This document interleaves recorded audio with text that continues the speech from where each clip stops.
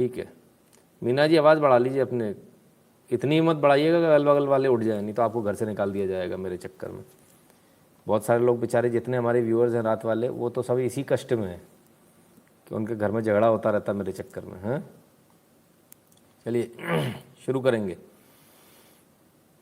अभी सोकर जागा आपका लाइव देखने के लिए। अरे बाबा रे बाबा, अरे शंभू जी आपने तो कमाल कर दिया भाई, कमाल कर दिया।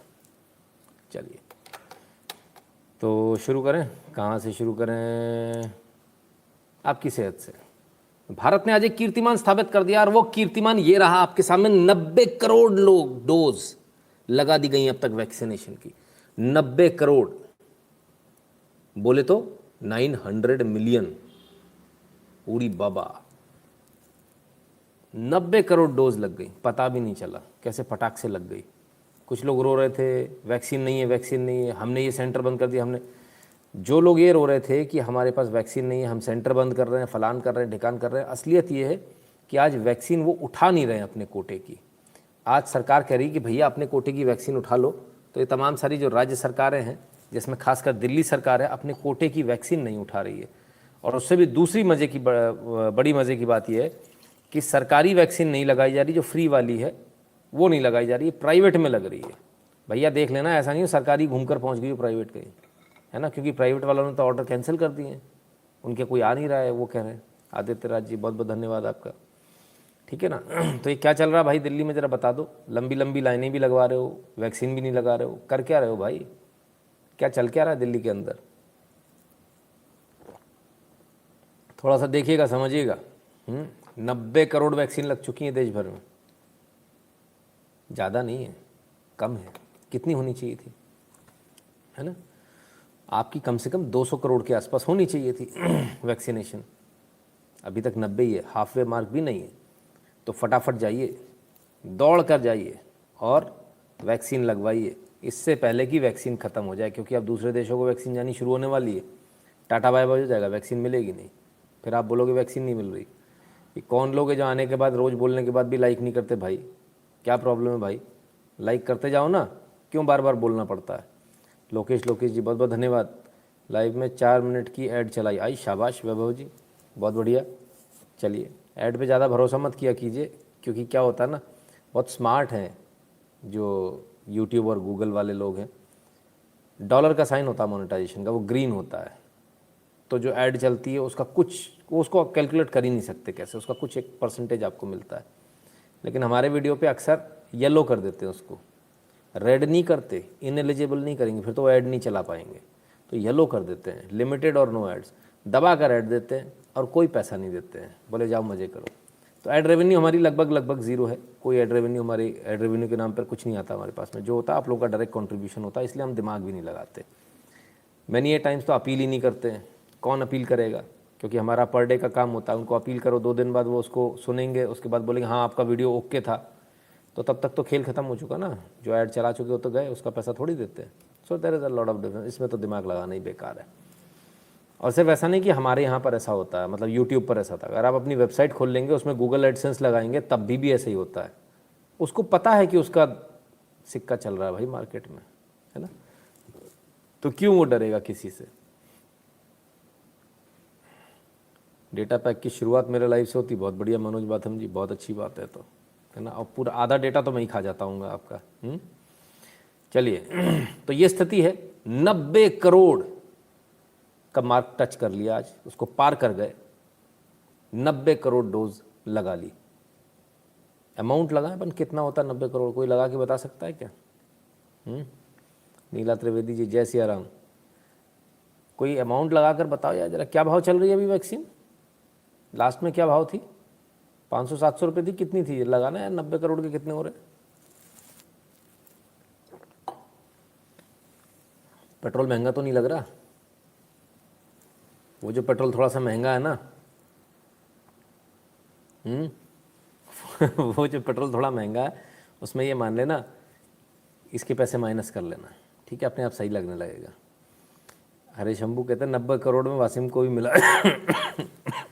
मुझे इस चीज़ को देखकर ही हंसी आई। हाँ बिल्कुल मिला, अपनी चिंता करें अपने को मिला या नहीं, क्योंकि वासिम तो सबसे पहले जाके लगवाए, आप नहीं लगवा पाए, है ना, इसलिए अपने को पहले लगाना है। Indian India populated a population which 3 times the population of US, great job. बहुत आगे हैं हम, बहुत आगे।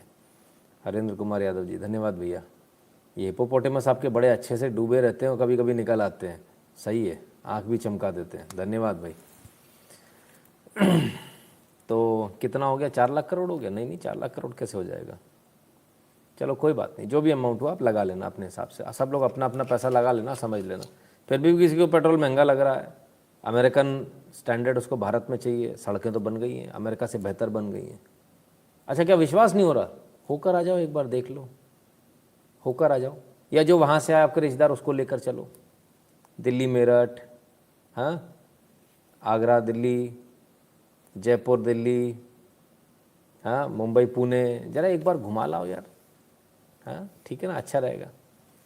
4.50 खरब, तो उत्तम जी इतना सरकार का पैसा अपन फ्री में पी गए गप से। इतना पैसा सरकार का फ्री में अपन ले लिया, पैसा कहाँ से आएगा सरकार के पास? तो पेट्रोल से ही तो आएगा, पेट्रोल ये वो। भाई आपके खाने की चीज़ महंगी हुई क्या? सब्ज़ी महंगी हुई? नहीं हुई। दाल 250 रुपये क्या? नहीं। क्या भाव है ज़रा बताना। तेल क्या भाव है? उतना नहीं जितना होना चाहिए। क्यों महंगा है? क्योंकि आपका एडल्ट्रेटेड जो तेल था, पमोलिन मिला हुआ जो तेल था, वो बंद हो गया। अभी ऐसी शक्कर की बात कर लें, अभी आप जो शक्कर खा रहे हो, ये जहरीली शक्कर खा रहे हो, सफ़ेद वाली, आपको खानी चाहिए खांड। आप खांड खाओगे तो क्या भाव आएगी? इंटरनेट पे खोल के देखो, 200 रुपये से नीचे कहीं भी नहीं है भाई, है ना। कुछ लोगों ने यूट्यूब पे भी बना के डाले वीडियो, खांड कैसे बनती है, रेट बता दिया 200 रुपये। तो भाई जो अच्छी शुद्ध चीज़ होगी उसका इतना ही रेट होगा, रेट थोड़ा महंगा ही मिलेगा आपको, है ना बॉस। चलिए, तो आपकी सेहत पर आ जाए वापस, आपकी सेहत की बात। और सेहत की बात से कोविड से रिलेटेड, तो कोविड का क्या हुआ? कोविड-19 death eclipse 7 lakh in US as delta variant rages. अरे बाबा रे बाबा, 7 लाख लोग मर गए यूएस में, 7 लाख लोग। लेकिन फिर भी वो जो वोक वाले हैं ना, वोक, यो बेबे, हाँ वो यो बेबे, तो यो वाले जो लोग हैं वो अभी भी कहते हैं हम वैक्सीन नहीं लगवाएंगे। I won't give up my freedom for your fear, so you have no right to kill me because you are idiot. आपको मुझे मारने का कोई अधिकार नहीं है। Covid 99% survival rate, vaccination 100% irreversible. अरे बाबा रे बाबा, कहाँ से आते ये जाहिल, कहाँ से आते हैं? मुझे आज तक समझ में नहीं आया भाई, कमाल के लोग हैं। खैर, इनकी इच्छा भाई, हम तो कहते हैं यूएस यूके कोई मत लगवाओ। अपने को भारत वालों को समझाना, बाहर वाले को बिल्कुल नहीं समझाना, बिल्कुल मत लगवाओ, ऐसे ही रहो, मरते रहो, हमको क्या फ़र्क पड़ने वाला है। 7 लाख मर गए, अरे इतना टेंशन में क्यों व्लादिमीर पुतिन जी? कौन सा आपके यहाँ कुछ हुआ है? आपके यहाँ तो आंकड़े ही नहीं आ रहे ना, आप तो दे नहीं रहे हो आंकड़े। खैर, जो दिए हैं वो बता देते हैं। तो ये रहा मरने वालों का हिसाब किताब। यूनाइटेड स्टेट्स केसेस आए 4,44,00,000, मरने वालों की संख्या 9,19,000। ब्राज़ील केसेस आए 2,14,00,000, सिर्फ 2,14,00,000 में, मरने वालों की संख्या 5,97,000। भारत केसेस आए 3,37,00,000, 38 लाख मान लीजिए। केसेस आए, मरने वालों की संख्या 4,48,000। तो ये डिफरेंस है आपके सामने। ठीक है ना। रशिया में 75,60,000 में 2 लाख लोग मर गए। सब जगह का अलग अलग है, लेकिन सबसे बेहतर अगर देखा जाए तो भारत का रेशियो सबसे बेहतर बैठता है इसमें। भारत में सबसे कम डेथ हुई है कंपेयर्ड, अगर पॉपुलेशन के हिसाब से देखें तो भी, और केसेस के मुकाबले डेथ का अगर रेशियो निकालेंगे तो भी, क्योंकि हम लोग अच्छा खाते पीते हैं, शुद्ध खाते पीते हैं, इसलिए बचे हुए हैं। नहीं तो अगर ये बर्गर पिज़्ज़ा वाले लोग होते वो सबसे ज़्यादा निपटे ना इसमें। सर एक पे सुन रहा था, विषय था कि बीजेपी आरएसएस हिंदू विरोधी है, ब्रेन वॉश चालू था, 150 लोग सुन रहे थे। अच्छा, बाबा रे बाबा, ठीक है। Sir, if our country hits the target of electric vehicles along with solar panels to 52%, then OIC की तो लंका लगने वाली। OIC सर खेल ही होने वाला है, OIC का पूरा खेल ही खत्म होने वाला है लास्ट में। ये एक्चुअली किसी भी बहाने से ये युद्ध छेड़ेंगे सारे देशों के खिलाफ में, और वही बहाना इनका वही है, जिहाद वाला बहाना, उसी बहाने से युद्ध छेड़ेंगे, यही सब करेंगे, है ना। सर चाइना में इतनी कम मौत क्यों हुई? चाइना ने आंकड़ा दिया कहाँ है सर? वैक्सीनेशन का भी आंकड़ा नहीं आ रहा उनका, झूठे सूठे आंकड़े कुछ आंकड़े आते ही नहीं तो करें क्या। गोडसे जिंदाबाद वॉज ट्रेंडिंग, आज क्यों? आज तो कोई लेना देना ही नहीं है, मैंने भी देखा, मुझे समझ में नहीं आया। ये अति उत्साह है जिसका किसी चीज़ से कोई लेना देना नहीं, फिर भी चलो खैर गोडसे वाली मैटर पे भी बात करेंगे अपन, ना सब पर बात करेंगे। आज क्या 2 अक्टूबर, गांधी जी का जन्मदिन। बचपन से एक ही चीज़, 2 अक्टूबर मतलब गांधी जी का, 2 अक्टूबर गांधी, 2 अक्टूबर गांधी जी। अखबार उठाओ, 2 अक्टूबर गांधी जी सबसे बड़े पूरे फ्रंट पेज पे छपे होते थे।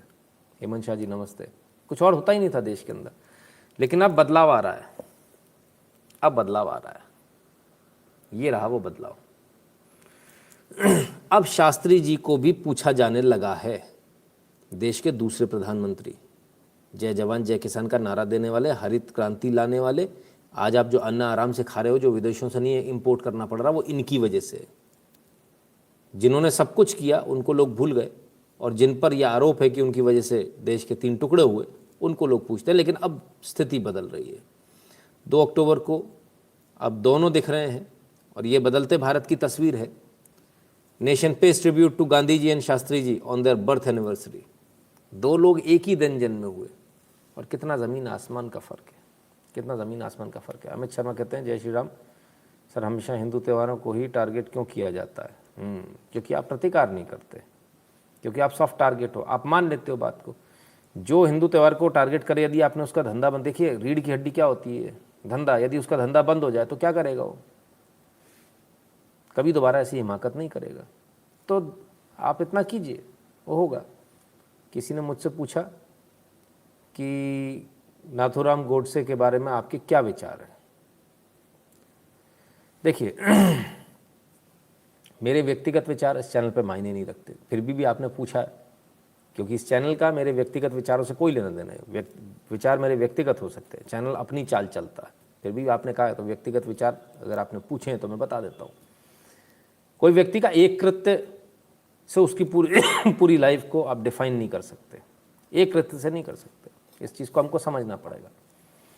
मे बी हो सकता है किसी ने कोई काम किया हो, मान लीजिए कोई व्यक्ति हो, उसका किसी से कोई झगड़ा हो, कोई और कारण हो, या उसने किसी व्यक्ति ने कुछ और किया हो, इससे उसके पूरे जीवन चरित्र पर क्वेश्चन मार्क कर देना, अगर ऐसा है तो फिर तो ऐसी कमियां तो हर किसी के जीवन में है। ऐसा कौन है जिसके में नहीं है? गांधी जी के में भी उनके ऊपर आरोप लगता है कि देश का बंटवारा हुआ, उनके सामने हुआ, उन्होंने कहा था मेरी लाश पर बंटवारा हुआ, लेकिन हुआ, ठीक है ना। तो ऐसे आरोप सब पर लगेंगे।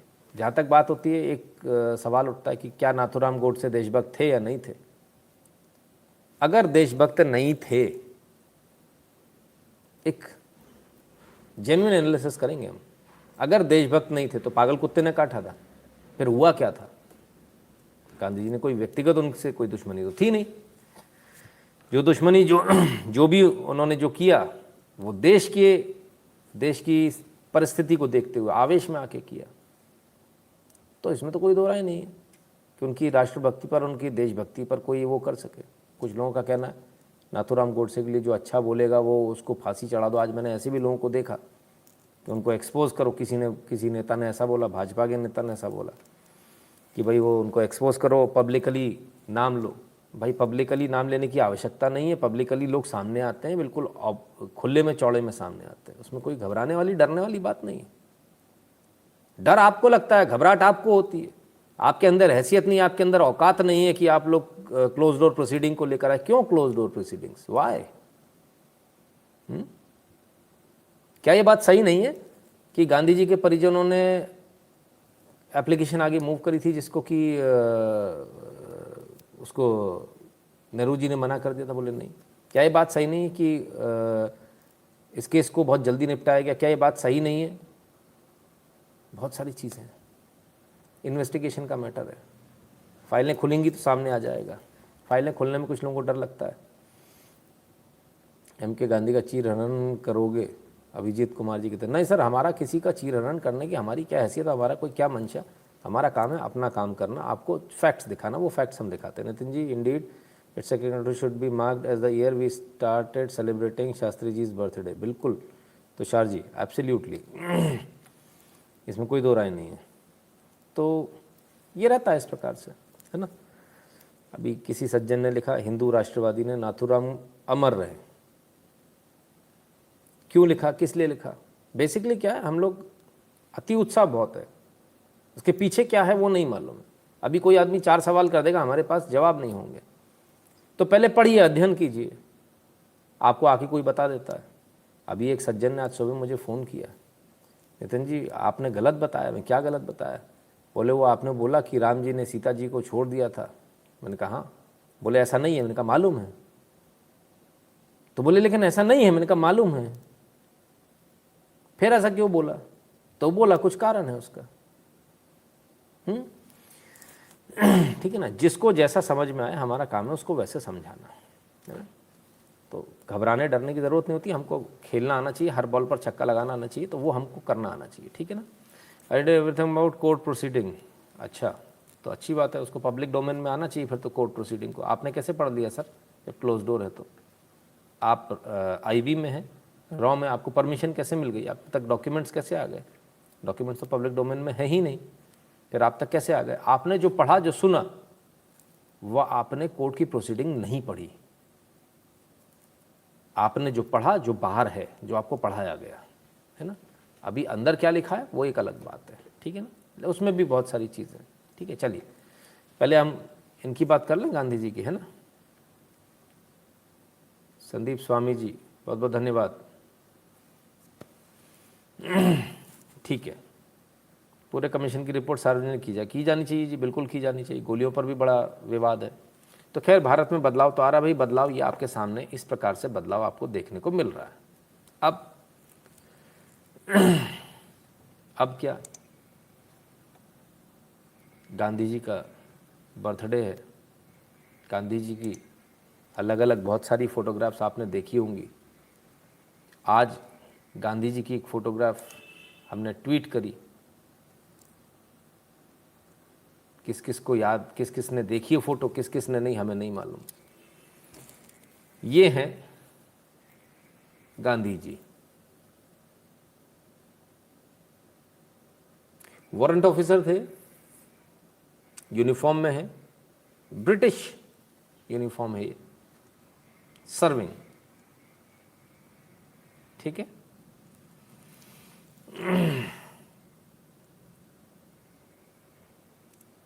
हेमंत जी कहते हैं शायद किसी को प्रधानमंत्री बनने में गांधी जी शायद रुकावट हो, तब गोडसे मोहरा बनाकर उन्होंने होने वाली रुकावट को दूर किया शायद। हेमंत शाह जी, बिल्कुल सर, ऐसा भी हो सकता है, क्या मालूम।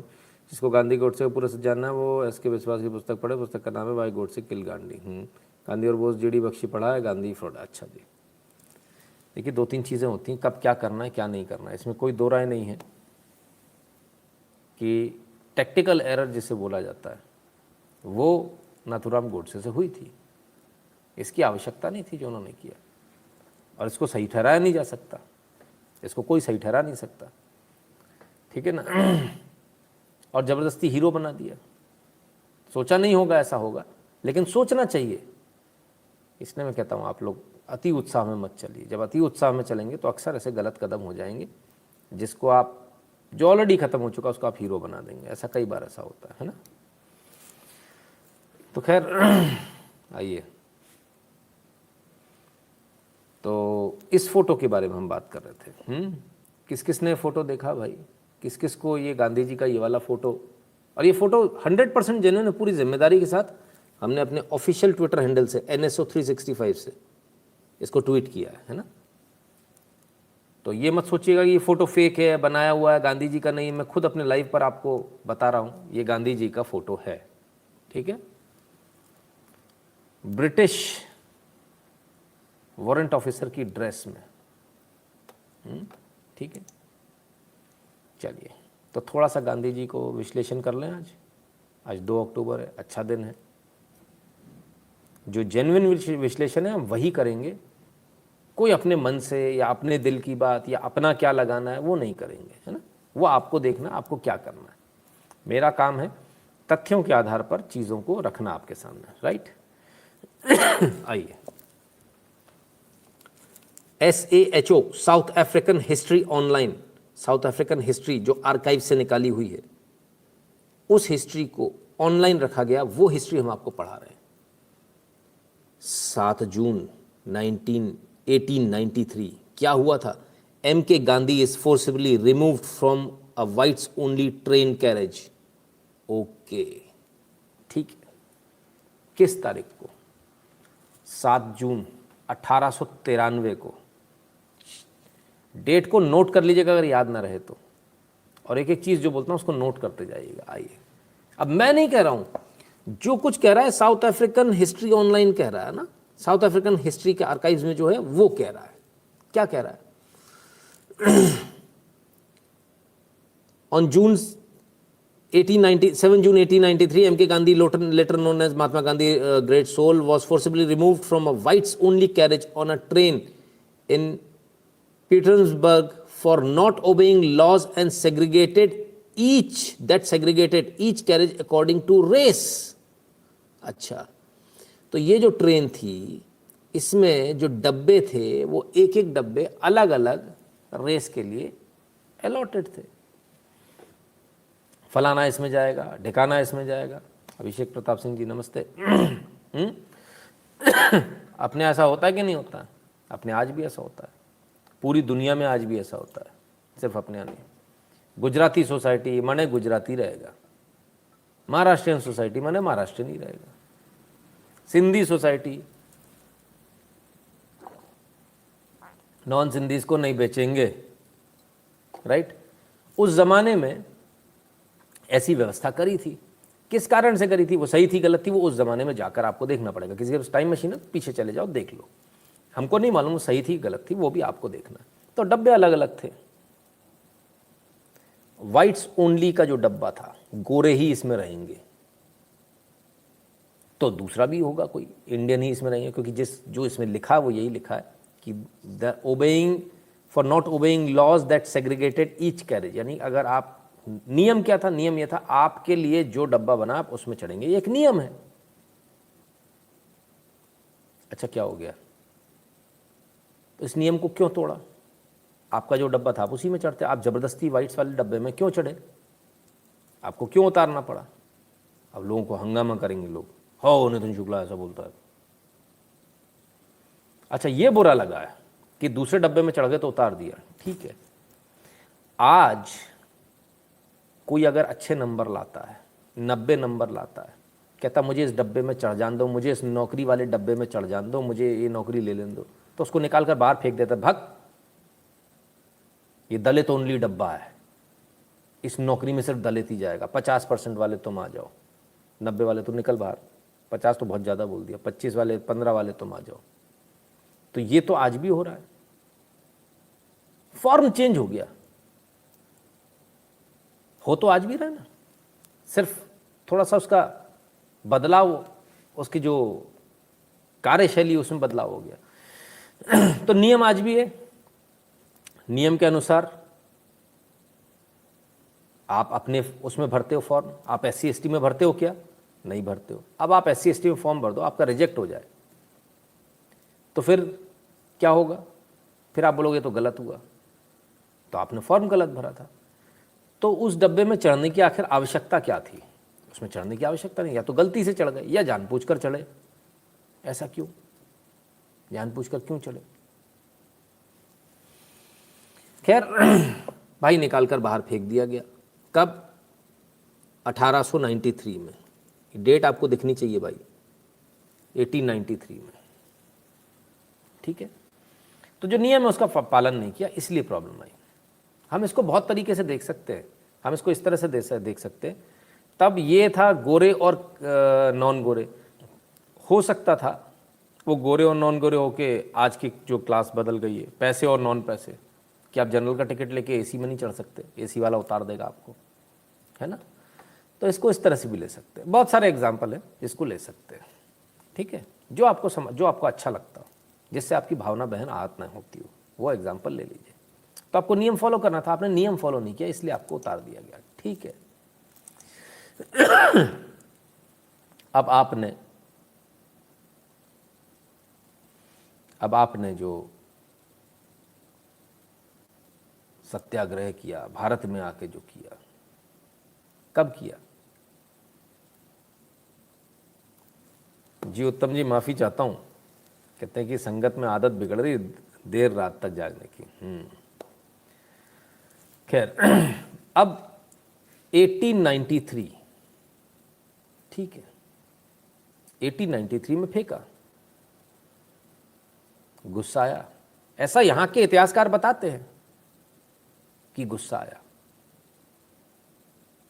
कहते हैं यहां के इतिहासकार कहते हैं वैलिड टिकट था। जब वो डब्बा ही रिजर्व था व्हाइट सुनने के लिए, तो वैलिड टिकट कैसे हो जाएगा? By the law itself it becomes invalid. Ticket बिक रहा था, रिजर्वेशन नहीं होते थे, नाम लिख के फोटो लिख के। आज जैसे रिजर्वेशन नहीं होते थे, टिकट होता था, किसी से भेज के मंगवा लो। खरीदा होगा तो किसी ने दे दिया होगा, गोरे के लिए ले जा रहा है, उसको क्या मालूम कौन ले जा रहा है, वरना वो बता देता भैया ये गोरों के लिए है, ये तुम्हारे लिए टिकट नहीं है, तुम इसमें मत चढ़ जाना। तो नहीं मालूम था तो दे दिया तो चढ़ गए तो क्यों गलत था बाय लॉ, तो उतार दिया, ठीक है। गलत सही आपको देखना है, वो सही हुआ गलत हुआ ये आपको देखना है। हम सिर्फ तथ्यों की बात करेंगे। अब इसके बाद में 1893 में ये होता है। 1915 में यहां आते हैं, भारत आते हैं। कितने साल बाद? 21 साल बाद याद आया। भारत के इतिहासकारों ने जो बताया वो ये बताया कि ट्रेन से फेंका, उसके बाद वो भारत आए और उन्होंने भारत छोड़ो आंदोलन अंग्रेजों के खिलाफ चला दिया। 22 साल, सॉरी। तो हमको यही समझ में आया कि भैया ऐसा हुआ होगा और तुरंत इसके बाद ये हो गया होगा, ठीक है भाई। हमने कहा शायद ऐसा ही हुआ हो, पन्ने पलटे देखा तो इसमें तो 21-22 साल का फर्क है भाई। तो फेंका तब था बाहर, चिंगारी 22 साल बाद लगी कि गलत फेंका था मुझे, अब मुझे अंग्रेज़ों को बाहर भगाना है। ये बात कुछ हजम होती क्या आपको? सुनील दत्त जी धन्यवाद, ठीक है ना। 21 साल बाद गुस्सा निकाला, वेल प्लांटेड सर। मैं यही तो कह रहा हूँ सर, 21 साल बाद कौन सा गुस्सा निकलता है। चलो 1893 याद रखना आप, और ये हर जगह आपको मिलेगा, एक जगह नहीं। थोड़ा सा देख लेते हैं, आइए पढ़ लें कि नहीं। ओ माय गॉड लिखा है, मतलब आप भी मेरे जैसी थे जिनको लगता था कि बस वहाँ से उनको फेंका और वो सीधे भारत आ गए, भारत आके उन्होंने ऐसा कर दिया। ऐसा नहीं हुआ भाई, ऐसा बिल्कुल नहीं हुआ। अब गांधी जी को विकिपीडिया से ले लेते हैं, ठीक है। विकिपीडिया गांधी जी, ठीक है। बहुत बार एडिट भी हो सकता है, कोई बड़ी बात नहीं है, बिकॉज एडिटेबल पेज होते हैं। लेकिन जो मूल बात है, वो मूल बात यहाँ से आपको मिल जाएगी। He move to South Africa in 1893 और वापस कब आए? In 1915 age 45 he return to India. किसी 1905 लिखा था, भाई साहब हम आपको यहाँ पढ़ा दे रहे हैं, 1915 45 साल की उम्र में वापस आए, ठीक है, क्लियर है। तो भाई आखिर हुआ क्या भाई? It's my favourite topic today, I was logging for it from you, longing for it. बहुत बहुत जी बिल्कुल, आपने सोचा और हमने कर दिया, आदित्य सरकार जी। तो बेसिकली हुआ क्या? तो क्या साउथ अफ्रीका ही गए थे? कहाँ गए थे? गुजरात में थे, अच्छे भले। गुजरात के एक स्कूल से पढ़े और पढ़ने के बाद कॉलेज पढ़े, स्कूल के बाद कॉलेज के बाद लंदन पढ़ने के लिए गए। लंदन क्या पढ़ने के लिए गए? आइए। Born and raised in a Hindu family in coastal Gujarat, Gandhi trained in a law at Inner Temple, London, was also called at the bar at the age of 22 in June 1891। ठीक है साहब, clear है। तो कब 1891 में London से इन्होंने अपना बैरिस्टर की लॉ की पढ़ाई पूरी कर ली। फिर क्या हुआ वो भी देखते हैं। टेक्स्ट बुक से M K Gandhi came to India successful lawyer, remove racism from South Africa, so what about Mandela doing for next 50 years. Bhajan Lalit Mole ji 2 minute रुकिए बस, आपकी सारी बातों का जवाब मिलेगा।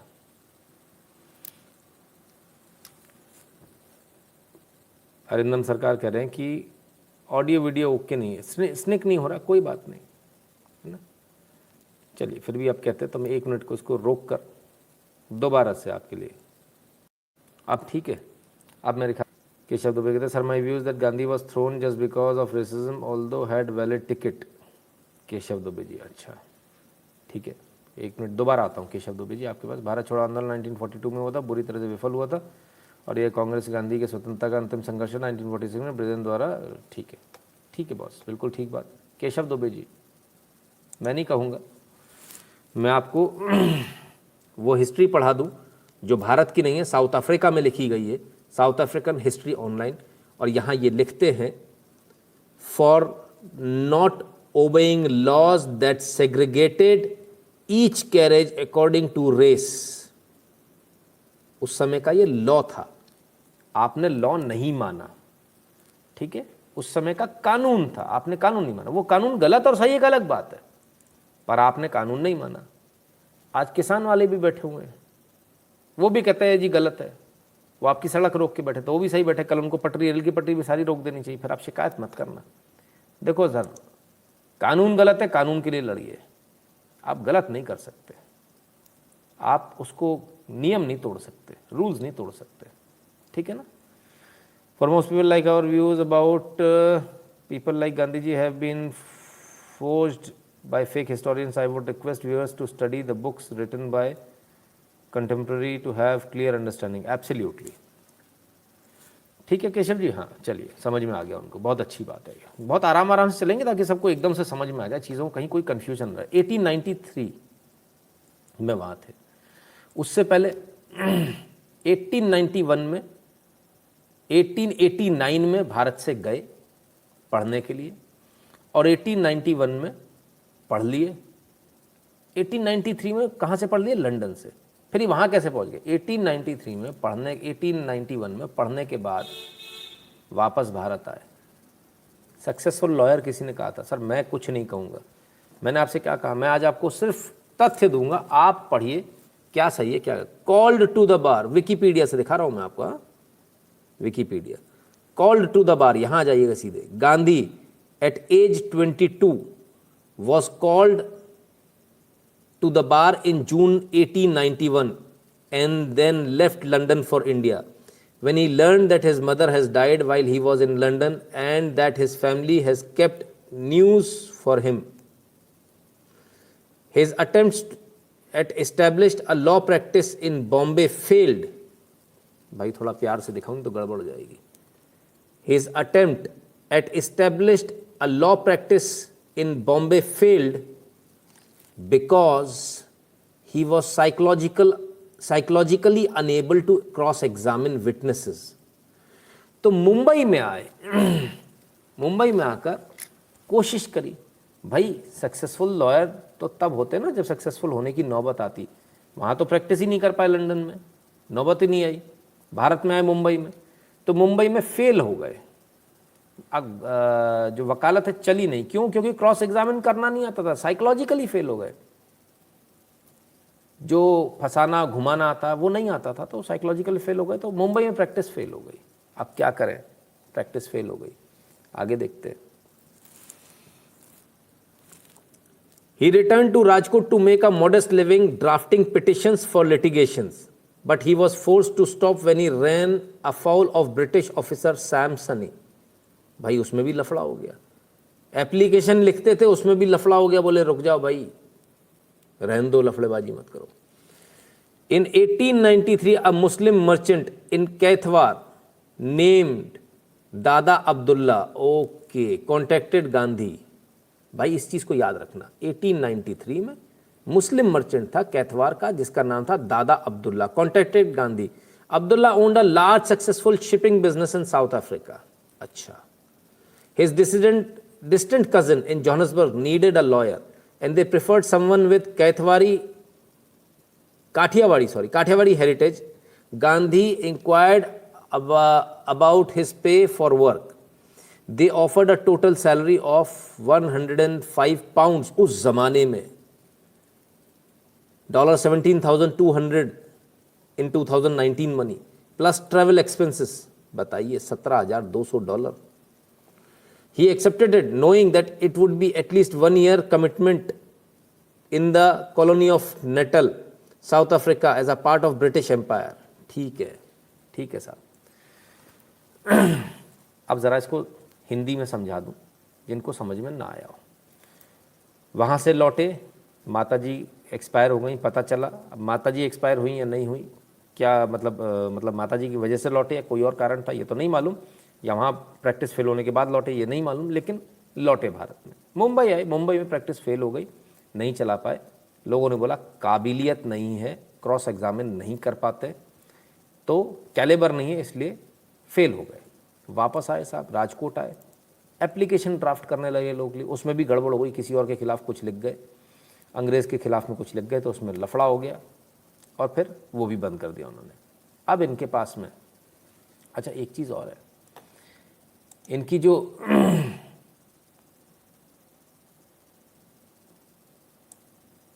जो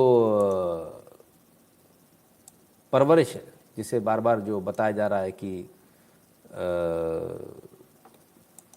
क्या बोलते हैं, ये हिंदू परिवार से नहीं, इसमें एक ये कृष्ण कुछ इनका वो एक पर्टिकुलर नाम है, जिस संप्रदाय से आते थे, मतलब जिस पीठ को मानने वाले थे, तो वो बेसिकली वो कुछ कृष्णा कुछ नाम था, मैं वही ढूंढ रहा हूँ, यदि मुझे मिल जाए तो मैं आपको बताने में मेरे लिए ईजी हो जाएगा।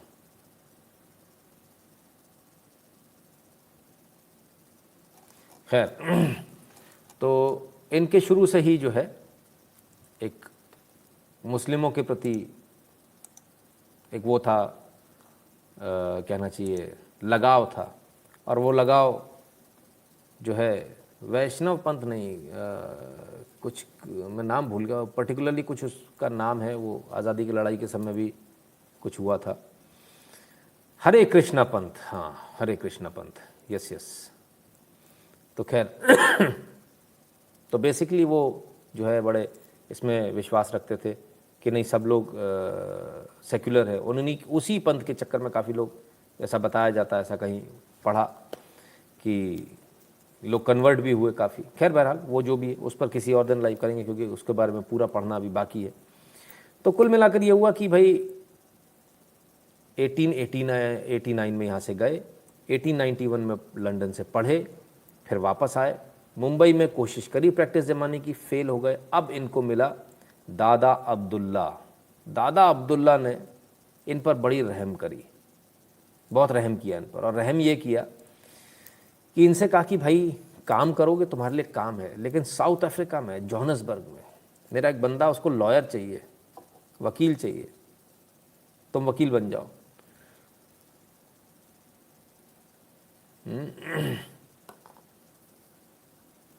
तो तुम वकील बन जाओ मेरे। तो उन्होंने पूछा भाई कितने पैसे मिलेंगे। पैसे की डील हुई, 105 पाउंड में डील हुई। तो सारा खेल क्या था, तो भारत आए लंदन से, और भारत से फिर जोहान्सबर्ग चले गए। ठीक है, तो गांधी जी को तो देश से बहुत प्यार था। सिर्फ $105 पाउंड में देश छोड़ के चले गए, भारत में काम करने की नहीं सोची उन्होंने। ये मेरे मन में एक सवाल आता है, ये सवाल लॉजिकल सवाल है। जिस व्यक्ति को देश से प्यार था, जो व्यक्ति देश के लिए गया, पढ़कर आया है, उसको तो देश के लिए काम करना चाहिए कि नहीं मैं अपने देश के लिए काम करूंगा। लेकिन पैसे के लिए गांधी जी बाहर नौकरी करने गए, क्योंकि पैसे का बार्गेन हुआ। बार्गेन होने के बाद जब उनको एक अच्छी मोटी तनख्वाह बताई गई, तब वो गए। संजय रोड के खाने वाला ड्रग्स मामले में एनसीबी द्वारा धर लिया गया, नो आइडिया बॉस, है ना। खैर तब क्या, तो ये तो मामला पैसे का बन गया, ये तो मामला नौकरी का बन गया, ठीक है। कब गए? 1893 में, 1891 में आए वहां से और 1893 में चले गए, ठीक है, अच्छी बात। फिर क्या हुआ? फिर वहाँ गए तो गलत डब्बे में चढ़ गए, गलत डब्बे में चढ़े तो वहाँ से फेंक दिया गया। फेंक दिया गया तो ये बताया कि भाई हिस्ट्री बुक में पढ़ने में ऐसा लगता है कि बस वहाँ से फेंके और फेंकने के बाद तुरंत भारत आ गए, ऐसा नहीं हुआ। 21-22 साल बीच में है भाई, 21-22 साल तक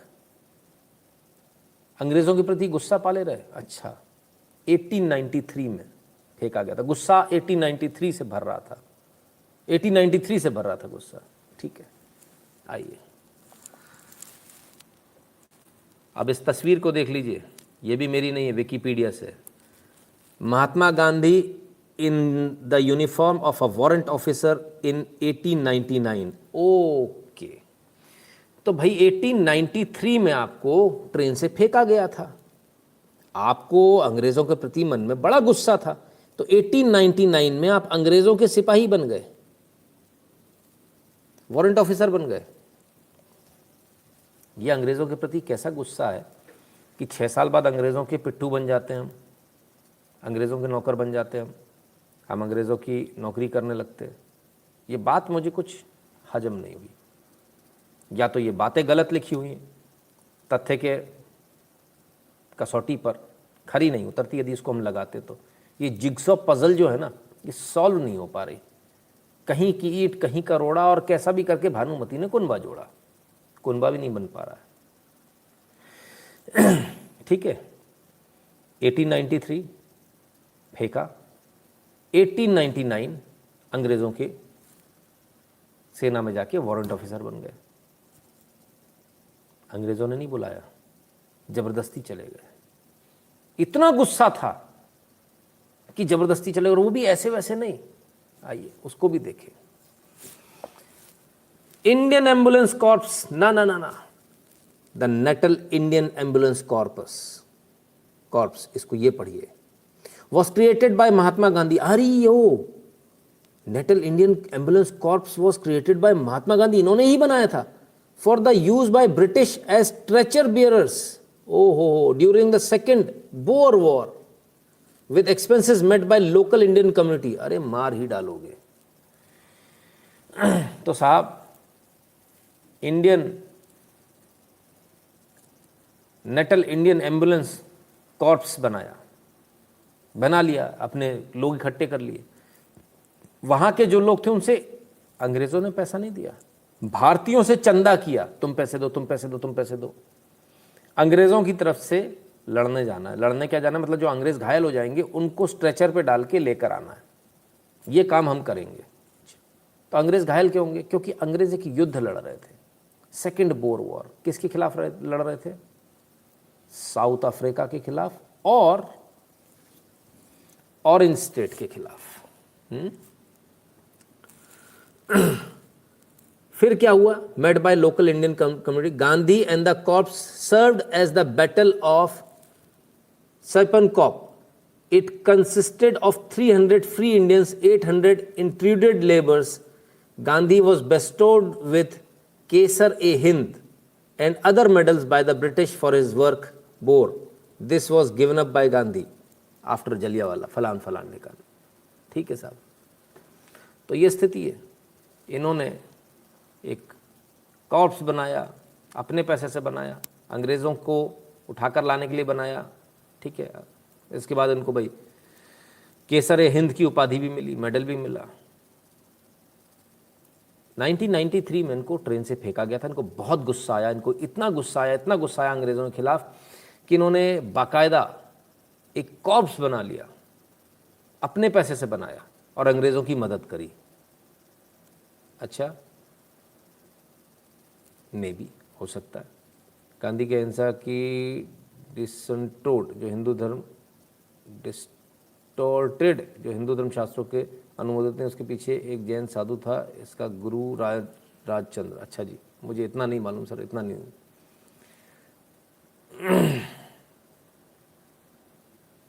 हाँ, व्लादिमीर पुतिन साहब का हिस्ट्री फाउंडेशन हिल गया आज पूरा, समझ गया सर, हिलता है सर, इस लाइफ पे अच्छे अच्छे का हिल जाता है sir ji. Other hand we have Netaji Subhash Chandra Bose who kicked ICS job in England and became Bharat, उन पर भी करेंगे अभिजीत जी किसी दिन, है ना, वृहद एकदम बड़ा सा। संबित माता जी कहते हैं some people love him some hate him but when people से you can't say anything against him it makes people angry, if people can जज any of my work then I should have the right to जज any of his work. Absolutely Sambit माता जी, और हम ये कह भी नहीं रहे, हम नहीं कह रहे कि कुछ सही और गलत नहीं कह रहे हम, है ना, हम ये नहीं कह रहे कि क्या सही है क्या गलत है, हम तो सिर्फ चीज़ों को बता रहे हैं आपको जो सामने है, ठीक है। खैर, तो कुछ चीज़ें आपको यहाँ क्लियर हो गई, ठीक है। अब और बहुत सारी चीज़ें हैं जिसमें उन्होंने बहुत सारी चीज़ें कही, उनकी अपनी आत्मकथा भी है, तमाम सारी चीज़ें और भी हैं, बट जो सबसे ज़रूरी बात यह है वो ये है कि आखिर ऐसा क्या हुआ कि 1893 में जिसका सामान फेंका गया उसने 1899 में उन्हीं लोगों की मदद करी हो जिन गोरों से, आप एक बात बताइए, आपको किसी से नफरत है, आप जाकर उसके लिए स्ट्रेचर वाला अपने पैसे पे बनाएंगे, आप मेडल लोगे, ये बात कुछ हजम नहीं होती, हमको तो अभी तक नहीं हुई। किसी के पास इसका कुछ अगर बात हो तो हमको ज़रूर बताए, है ना। सर क्या लोग क्रिश्चियन क्यों बन रहे हैं, राम पे विश्वास नहीं? हाँ, अरे सर कहाँ से वासिम भाई कहाँ टपक गए आप, अभी तो कुछ और ही बात हो रही है, आप कुछ और ही, अभी तक आप किसी और चीज़ में ही लगे हो, फिर अभी 2-4 वीडियो दिखा देंगे आपके, अभी मुँह लाल हो जाएगा आपका, है ना। टेंशन मत लिया करो, शांति से बैठा करो, ठीक है ना। तो ये आपको कुछ समझ में आया क्या? हमको नहीं आया, हमको इसमें समझ में नहीं आया। क्यों नहीं आया? क्योंकि बात समझ के परे है, हमको इसमें कहीं से कहीं तक तथ्यों के आधार पे ये बात समझ में नहीं आती कि आखिर कोई व्यक्ति ऐसा कैसे कर सकता है।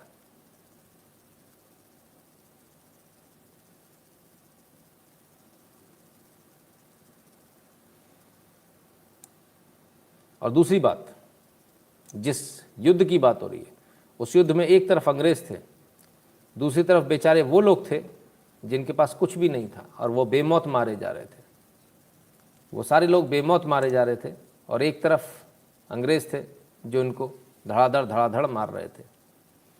तो ये कुछ चीज़ें हैं, कुछ तथ्य मैं आपके पास और रखने वाला था, लेकिन शायद मुझसे वो मिसप्लेस हो गए, शायद वो मुझसे पेजेस इधर उधर हो गए। That time it was just professional task to earn money, I feel, may be, you never know. तो ये कुछ वो चीज़ें थी जो हमको समझ में नहीं आई। अगर आपको भी समझ में आई हो तो आप हमको बताइएगा कि भाई आखिर ऐसे कैसे हो जाता है। और फिर सबसे एक और बड़ी बात ये आती है कि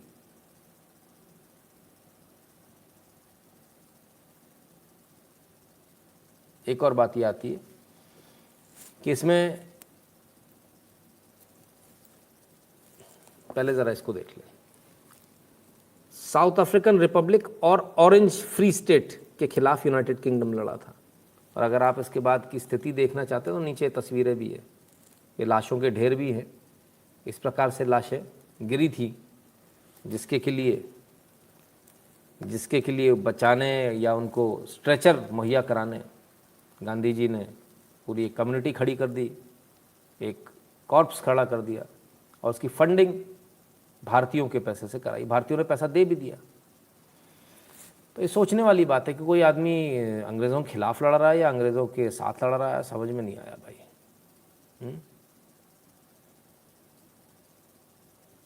खैर, सबसे बड़ी बात यह है कि अंग्रेज़ों ने जब इनको लेने से, इनकी कॉर्प्स को लेने से मना कर दिया तो उन्होंने बाकायदा फोर्स किया था अंग्रेज़ों को। गुरुजी मैं जो चैनल शुरू करने वाला हूँ उसमें इतिहास झूठ के दबाए गए सच को उजागर करूँगा। आज आपने एक टॉपिक कम कर दिया, मोहनदास को एक्सपोज करने वाला था, अब नेहरू का। अरे नहीं, अभी तो ये कुछ भी नहीं। मैंने आज आपको नाखून की एक टिप के बराबर भी नहीं बताया। जितना नाखून पड़ जाता ना काटने के लिए, उतना भी नहीं बताया मैंने अभी आपको। इतना कुछ है कि हम खुद ही कंफ्यूज हो गए इनकी चीज़। मैं जैसे अभी भी ढूंढ रहा हूँ आपके सामने सामने बात करते करते भी ढूंढ रहा हूँ, ठीक है ना। तो इतना कुछ है इनके बारे में कि you really can not believe your eyes कि इतना कुछ है और हमारे को क्या पढ़ाया गया। और समय नहीं होता है, वरना इतिहास जो आज मैंने आपको जो छोटा सा एनालिसिस किया, ये एनालिसिस मेरा सबसे फेवरेट एनालिसिस होता है इतिहास में जाकर उसको तथ्यों के आधार पर परखने का। क्योंकि आप इतिहास को उस समय जीते हो, ये भी चीज़ें होती हैं। हमको जो चीज़ें बताई गई, मैं आप यकीन नहीं मानेंगे, मैं आज आपको बड़ी मज़ेदार बात बताता हूँ। मुझे जो स्कूल में पढ़ाया गया वो ये पढ़ाया गया था, वहाँ से उनका बिस्तर बोरिया बिस्तर फेंक दिया, वो भारत आ गया, ऐसा कर दिया। मुझे यही लगता था कि सीधे आ गए, और आज तक मैं यही बिलीव करता था। ये तो अभी की बात है कि मैं पन्ने पलटने बैठा तो इतनी सारी चीज़ें निकल कर आई। अभी बहुत कुछ है बॉस, बस फ़र्क इतना है कि हम लोग पढ़ते नहीं हैं। मैं खुद इसी चीज़ को मानता था। मैं आपसे दूसरे से मैं क्या बोलूँ, मैं खुद इस चीज़ को मानता था कि हाँ ऐसा ही हुआ होगा, वहाँ से ऐसा हुआ और ये सीधे चले आए। लेकिन ये किसी ने नहीं बताया कि 1993 में उनका बैग फेंका गया, 1996 में 1893 में उनका बैग फेंका गया, 1899 में उन्होंने बाकायदा अंग्रेज़ों का साथ दिया, अंग्रेज़ों को ज्वाइन किया, उनकी फोर्सेस को ज्वाइन किया, अपने पैसे पर ज्वाइन किया, फंडिंग कराकर किया। अभी ये बताइए, फंडिंग कराकर कौन करता है? ऐसा कोई करता है क्या? हमको तो समझ में नहीं आता, ठीक है ना। तो आज हमको ये मालूम चला, मुझे आज ये मालूम चला। आप में से कुछ लोग को हो सकता है पहले से मालूम हो, कुछ लोग ज्ञानी हो जिन्होंने पहले पढ़ लिया हो, लेकिन हमने नहीं पढ़ा। जिन्होंने नहीं पढ़ा उनको आज मालूम चल रहा है। तो क्यों ऐसा हाल है? क्योंकि हम लोग खुद से पढ़ते नहीं हैं। सिर्फ गाली देने से काम नहीं बनेगा। राजेश सिंह यादव जी ने सीधे उठाकर लिख दिया, इससे काम नहीं बनेगा सर। एक लाइन लिखने से आपको चीज़ों को तथ्यों के आधार पर साबित करना आना चाहिए। तथ्यों के आधार पर साबित। खिलाफत आंदोलन पर सर मैं एक वीडियो कर चुका हूँ ऑलरेडी फेसबुक पर, बहुत पहले, 6 साल हो गए होंगे। दोबारा कर दूंगा उस पर, है ना, वक्त आने दीजिए, उसको भी दोबारा कर देंगे। यश वर्मा जी देखिए, बस एक ही चीज़ को लेकर मत पकड़िए, चीज़ों को समझिए, पढ़िए, पढ़ने के बाद उसके अंदर से चीज़ को निकालिए, तब आप जीत पाओगे। आप बाहर से लड़ोगे कभी नहीं जीत पाओगे। आप लड़ रहे हो सिर्फ उथलेपन पर। उतनी सी एक चीज़ चिंदी हाथ में आ गई और लेकर भाग लिए, है ना। कहते हैं ना, बंदर के हाथ में हल्दी की गांठ आ जाती तो पूरे मोहल्ले भर में घूम घूम के सबको दिखाता। हमको बंदर वाला काम नहीं करना, हमको बहुत गंभीरता के साथ अध्ययन करना है। मेरे पास समय नहीं होता है, इसलिए मैं आप लोगों से रिक्वेस्ट कर रहा हूँ, आप लोग पढ़ें। आशुतोष खिलानी जी कहते we have to make hashtag for it. अरे नहीं सर, इसके लिए हैशटैग की आवश्यकता नहीं है ना। तो संडे एंटी फेक हिस्ट्री इतना आसान नहीं है सर। कोई ऐसा नहीं कि एक पैराग्राफ पढ़ा और हो गया। इस इतनी सी चीज़ को बैठाने के लिए, लाने के लिए पूरा दिन लगता है। पूरे दिन आप पढ़ते हो और आप एक पीस ऑफ माइंड में पढ़ते हो, फिर आपका दिमाग चलता है कि ये चीज़ ऐसे कैसे हो गई, ये चीज़ ऐसे कैसे हो गई। तो it takes a lot of time.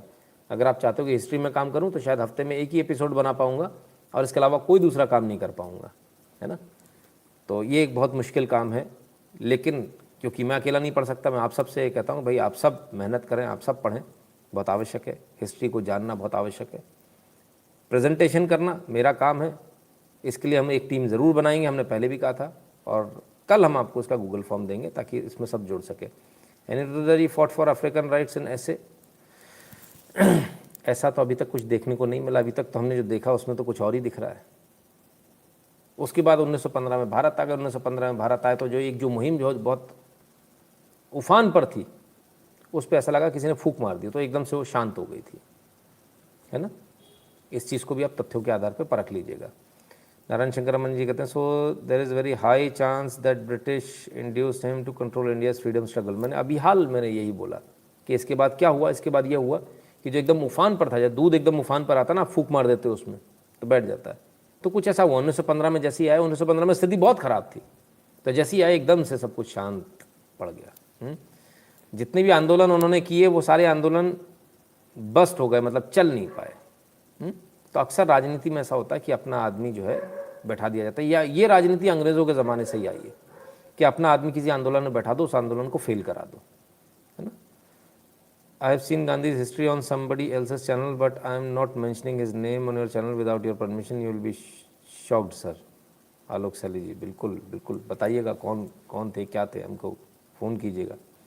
तो ये बहुत सारी चीज़ है, किसी दिन पूरे अच्छी तरह से इसको एनालाइज करेंगे तब आपको और भी चीज़ें देखने को मिलेंगी। फ़िलहाल के लिए तो इतना ही काफ़ी है कि जो बताया जाता है हिस्ट्री बुक्स में आपको गलत बताया जाता है। एक व्यक्ति जो यहाँ से पढ़ा, अच्छा ये बताया जाता है कि गरीब परिवार से थे। मैं आपको 1 मिनट देख कर बताता हूँ ज़रा। कहाँ हैं महात्मा गांधी, आ गए, पढ़ाई कहाँ है इनकी भाई। बॉर्न रेज इन हिंदू फैमिली, कोस्टल गांधी इतना इतना अनसर्टन।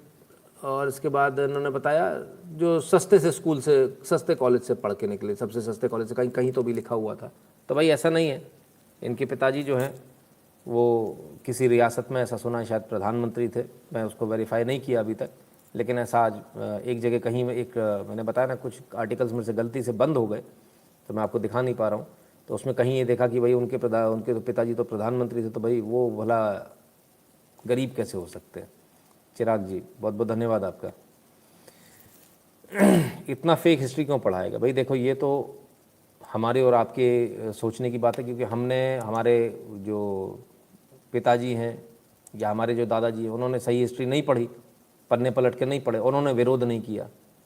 तो जो मौलाना साहब थे वो आपके हिस्ट्री के टीचर रहे, वो आपके एजुकेशन मिनिस्टर रहे, तो उन्होंने अपने हिसाब से लिखी हैं चीज़ों को, और बैठाए इसीलिए गया था कि आप हमारे लिए अच्छा लिख दो, बाकी सबकी ऐसी तैसी कर दो। तो उसी तरह से वो चल रहा। तो अब वो आपको एक बटन होता है कीबोर्ड पर, क्या बोलते हैं उसको, कंट्रोल Z। तो कंट्रोल Z आपको सबसे पहले दबाना पड़ेगा, ठीक है ना, और उसके बाद फिर आप कुछ कर पाओगे। तो भाई पहले अंडू कर लीजिए जो गलत हुआ, इसके बाद फिर अपन देखेंगे। देखिए एक लॉर्ड मैकाले को रोने से कुछ नहीं होगा सर। फिर वही वाली बात, अपन एक चीज़ को लेकर हम सारे लोग एक ही बात कर, लॉर्ड मैकाले, क्या किया लॉर्ड मैकाले ने, नहीं मालूम। कहाँ रहता था नहीं मालूम, उसको कहाँ पैदा हुआ नहीं मालूम, कितने साल भारत में रहा नहीं मालूम, कुछ नहीं मालूम उसके बारे में। तो बहुत आवश्यक है एक एक व्यक्ति एक एक चीज़ को पकड़े और फिर हम हिस्ट्री में चले, तो हम कुछ कर पाएंगे, नहीं तो बहुत मुश्किल है। I felt same Gandhi only worked against independence, Abhishek Pratap Singh ji. मैंने ऐसा कुछ नहीं कहा, मैंने तो सिर्फ तथ्य रखे आपके सामने। I is that seem in school days I won prize for speech on him on 2nd October and used to have sentence on train story too। अजीब लग रहा है आशुतोष जी। मैंने क्या बताया सर, मुझे खुद को नहीं पता था, मुझे तो खुद आज मेरे को ये मालूम चला, एंड आई वॉज शॉक्ड कि मैं कितना बेवकूफ़ हूँ और मैं आज तक कितनी मूर्खतापूर्ण हिस्ट्री पढ़ता आया और मैं सही समझता आया उसको, है ना। तो ये चीज़ है सर। गांधी 1942 में अंग्रेज के साथ लेके समझौता किया था कि अब कोई आंदोलन नहीं करेगा, और अंग्रेज़ों के कहने पर गांधी ने लॉ पुरुष की जगह दूत को प्रधानमंत्री बनाया। Source British archives. सर वो सोर्स भी चाहिए पड़ेगा ना। राजवीर जी कहते हैं Gandhi movie was made by British people only. हाँ राजवीर जी बिल्कुल सही। जोशी जी कहते हैं I learn that he came very next to the incident. आज का वीडियो वायरल होगा, एक्सीलेंट वीडियो है आज का। जोशी जी वायरल हो या नहीं हो, लेकिन सत्य तो सत्य ही रहेगा। Sir, how can I get your number? I don't see it and I also fill that form but I haven't heard anything। कुछ शास्त्री जी के बारे में बोलना बताना है। अच्छा नंबर लिखिए आलोक सैली जी, पेपर पेन ले लीजिए ना, जब तक मैं कमेंट पढ़ता हूँ पेपर पेन लेकर बैठ जाइए। प्रणाम गुरु जी, सुना है गोडसे जी ने कोर्ट में कोई बड़ी स्पीच दी थी लेकिन उस स्पीच को आज तक पब्लिक नहीं आने दिया गया, क्या वो स्पीच कहीं मिल सकती है? सचिन सोनी जी, मैं रॉ में नहीं हूँ इसलिए नहीं मिल सकती, ठीक है ना। वो स्पीच किसी को भी नहीं मिल सकती, स्पीच नहीं उनका बयान था। उस बयान के बाद जो जज थे उन्होंने कहा था कि यदि मेजॉरिटी के आधार पर फैसला दे दिया जाता, ज्यूरी के आधार पर, तो ज्यूरी उनको बरी कर देती, ऐसा उस जज का कहना था, ठीक है ना। क्या कहा ये अभी तक अंदर है। तो नंबर आप पेपर पेन ले लिया होगा आलोक सर, लीजिए आपने 8770720196। फिर से रिपीट कर रहा हूँ 8770720196, एक ही नंबर है ना, ठीक है। अब हमको क्या मालूम क्या नाम है भैया, कौन से जस्टिस से। चलिए आइए इससे और थोड़ी सी बड़ी बात ले लेते हैं, और अमन चोपड़ा ने आज बड़ा वाजिब बात उठाई। 84 से बड़ा नरसंहार 48 में हुआ था, जब गांधी जी की हत्या के बाद जब कथित गांधीवादी लोगों ने चित्तपवन ब्राह्मणों को ढूंढ ढूंढ कर मारा था, इसमें कोई दो राय नहीं, जिंदा जलाए गए थे। गोडसे ने गोली मारी, फांसी हुई। जिन्होंने सैकड़ों लोग मारे, हजारों घर जलाए, बलात्कार किया, असंख्य ब्राह्मणों की नृशंस हत्या करी, उनका क्या? उन्हीं का पाप आज भोग रही है कांग्रेस और खात्मे के कगार पर। ये ब्राह्मणों का वही कहते ना श्राप जो है वो कांग्रेस के साथ चल रहा है, और मुझे लगता है कांग्रेस बचेगी नहीं, कांग्रेस मुक्त भारत होकर ही रहेगा, और होना भी चाहिए।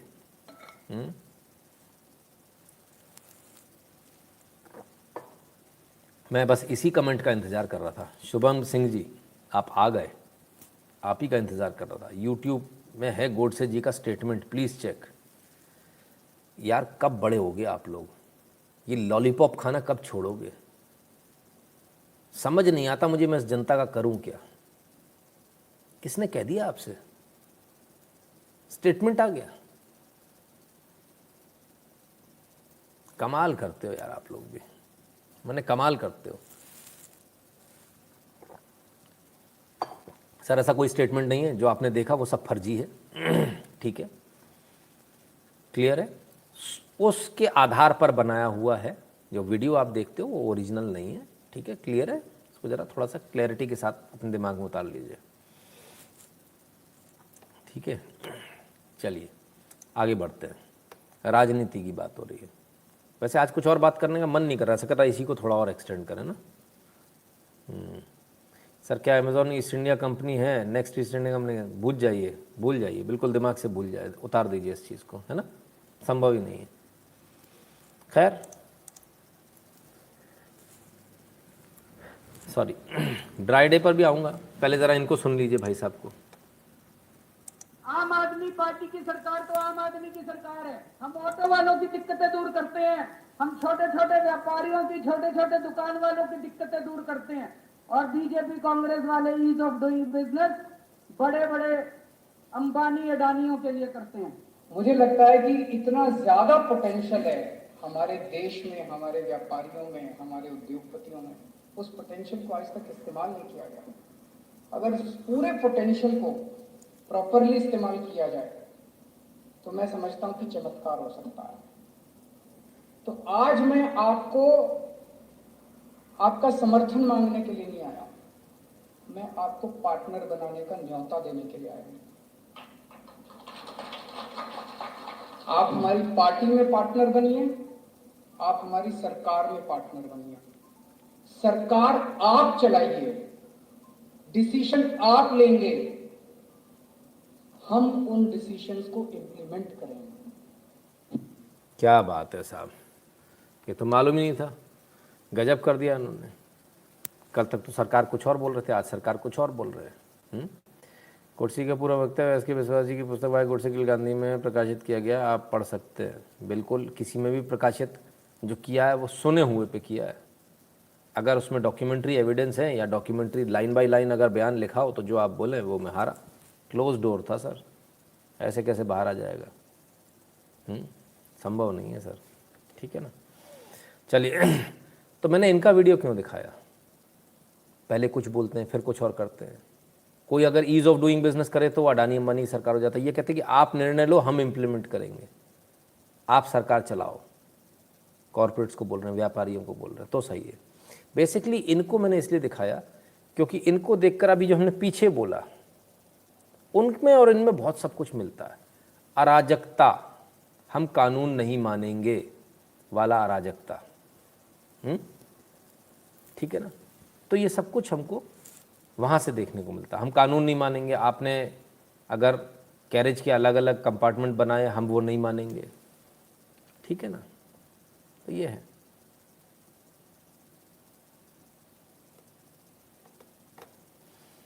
खैर चलिए, तो बड़े इम्प्रेस थे गांधी जी अब्दुल्ला साहब से, होना भी चाहिए। एक वीडियो है, मैंने पहले ही कहा था वासिम हंसी बंद हो जाएगी, मैं इंतज़ार कर रहा था आप कब आओगे। आप आए हो, आपका स्वागत करना तो बनता है। देखो मैं कुछ नहीं कर रहा हूँ, जो कह रहे हैं आप अपने लोगों से बात करो। हाँ हा सुनो भाई। मुजाहिदीन कहते हैं कि सहाबा ने हुजूर का खून किया, ये बात समझ में नहीं आती। जो अमीरुल मुजाहिदीन कहते हैं कि सहाबा ने हुजूर का खून किया, ये बात समझ में नहीं आती। तो अभी तक हम ये नहीं समझ सके कि हुजूर नबी करीम सल्लल्लाहु अलैहि वसल्लम गैर मामूली इंसान है, और आप सल्लल्लाहु अलैहि वसल्लम की परवाज़ जहां पर है, जिब्रील अमीन भी वहां पर नहीं बर्दाश्त कर सकते। तो मैंने सुबह एक हदीस शुरू किया है, मजीद भी मैं हदीसें पेश करूंगा सरकार के खून के हवाले से भी। हदीस जो है इस सरकार के पखाने के बारे में, जो है इस सरकार के पखाने के बारे में कुछ पेश करने वाले हैं सरकार के पखाने के बारे में, है ना? क्या है, सुनिए इन्हीं से।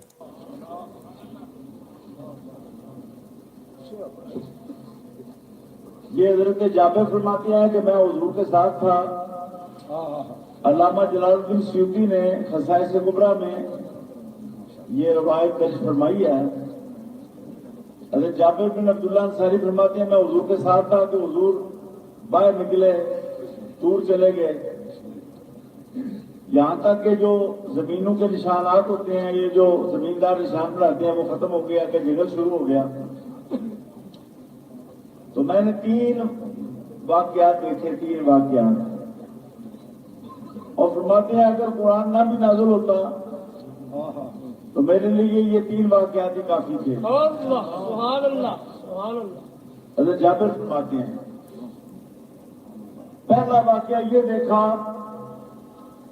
कि हुजूर ने कज़ाए हाजत फरमानी थी, और आप बड़ी शर्म वाले, बड़ी हया वाले, किसी के सामने आप कज़ाए हाजत ना फरमाते, और मैं जाबिर जाओ उस रंग को पकड़ के ले आओ, रंग को पकड़ो ले आओ इधर। मैंने उसकी टहनी पकड़ी तो वैसे जैसे मोती ऊंट या जानवर मालिक के पीछे चलता है, वो मेरे पीछे चलने लगा। जहां हुजूर ने फरमाया था वहां मैं लेकर आ गया उसको। कुछ लोग कह रहे हैं समझ में नहीं आ रहा है क्या बोल रहे हैं। आपकी बात समझ में आती, इनकी नहीं आती। अभी समझ में आएगा, थोड़ा सा इंतज़ार कीजिए, सब कुछ समझ में आएगा। नहीं आएगा तो मैं बैठा हूँ ना, हुजूर के पखाने के बारे में बात हो रही है, इतनी जल्दी कैसे समझ में आ जाएगा। आइए। जब आप फारिग हुए तो फरमाते मैं दौड़ा ले अतना वाला माखारजा मिनो सल्लल्लाहु अलैहि वसल्लम, ताकि मैं जो चीज हुजूर के जिस्म से निकली है उसको खा जाऊं। समझ में आया? जब फारिग हुए तो वो दौड़े कि हुजूर के जिस्म से जो चीज़ निकली है उसे मैं खा जाऊं। समझ रहे हो आप? पखाने की बात हो रही है, पोटी की बात हो रही है ना? हाँ, अब सुनिए, खुशी सुनिए कितनी गजब की है। मिनो सल्लल्लाहु अलैहि वसल्लम, ताकि मैं जो चीज हुजूर के जिस्म से निकली है उसको खा जाऊं। जिसमें बारिश से जो चीज निकली है उसको खा जाऊं। बात समझ आ रही है?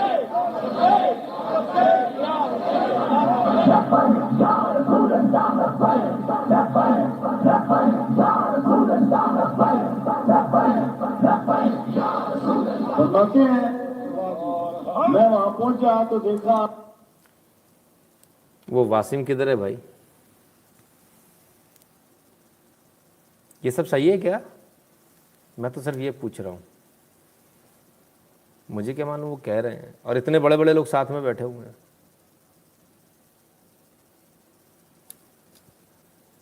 मेरे पास कमी नहीं होती गोला बारूद की,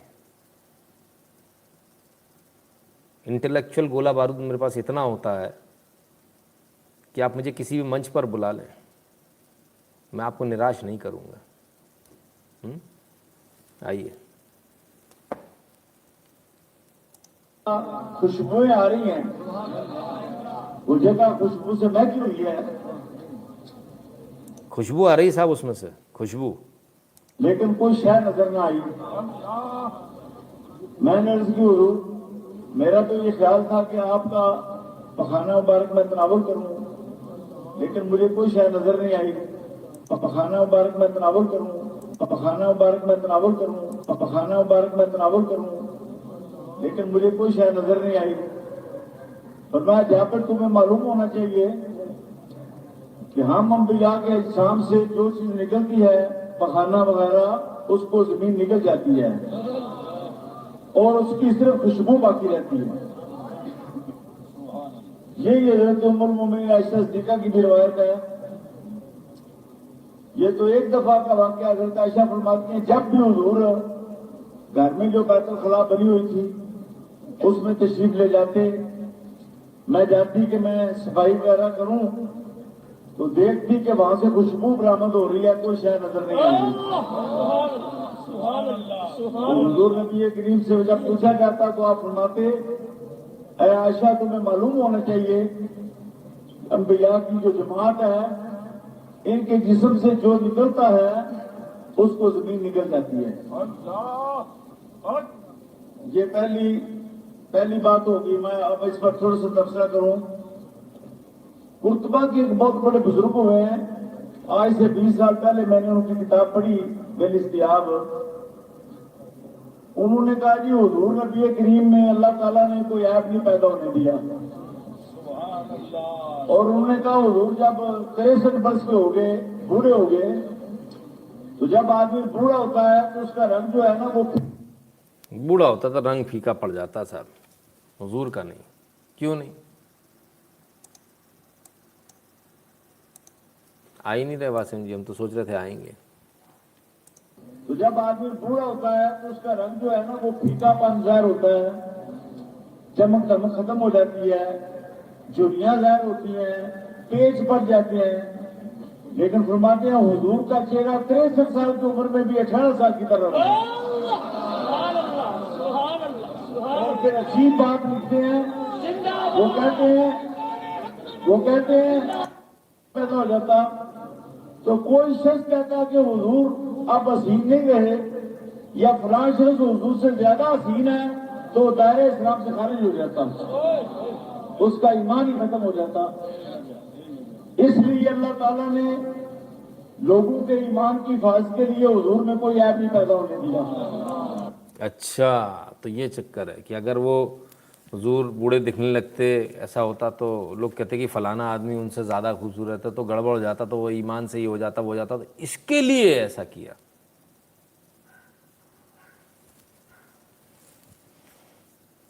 मेरा को कुछ समझ में नहीं आ रहा बाबा। कोई बात नहीं भाई, अब वासिम के लिए चलाना तो पड़ेगा। वासिम कहेंगे आधे में बंद कर दिया। इसलिए पसीने में भी खुशबू रखी, आपके कपड़ों में भी खुशबू, हुजूर जिन रास्तों से गुजरते उन रास्तों से भी खुशबू, और हुजूर का पेशाब भी खुशबूदार, हुजूर का खून भी खुशबूदार, हुजूर का पखाना भी खुशबूदार। अल्लाह ने कोई ऐप पैदा नहीं होने दिया। आपके थूक मुबारक में भी खुशबू, आपके नजरा मुबारक में भी खुशबू, आपके रीढ़ मुबारक में भी खुशबू।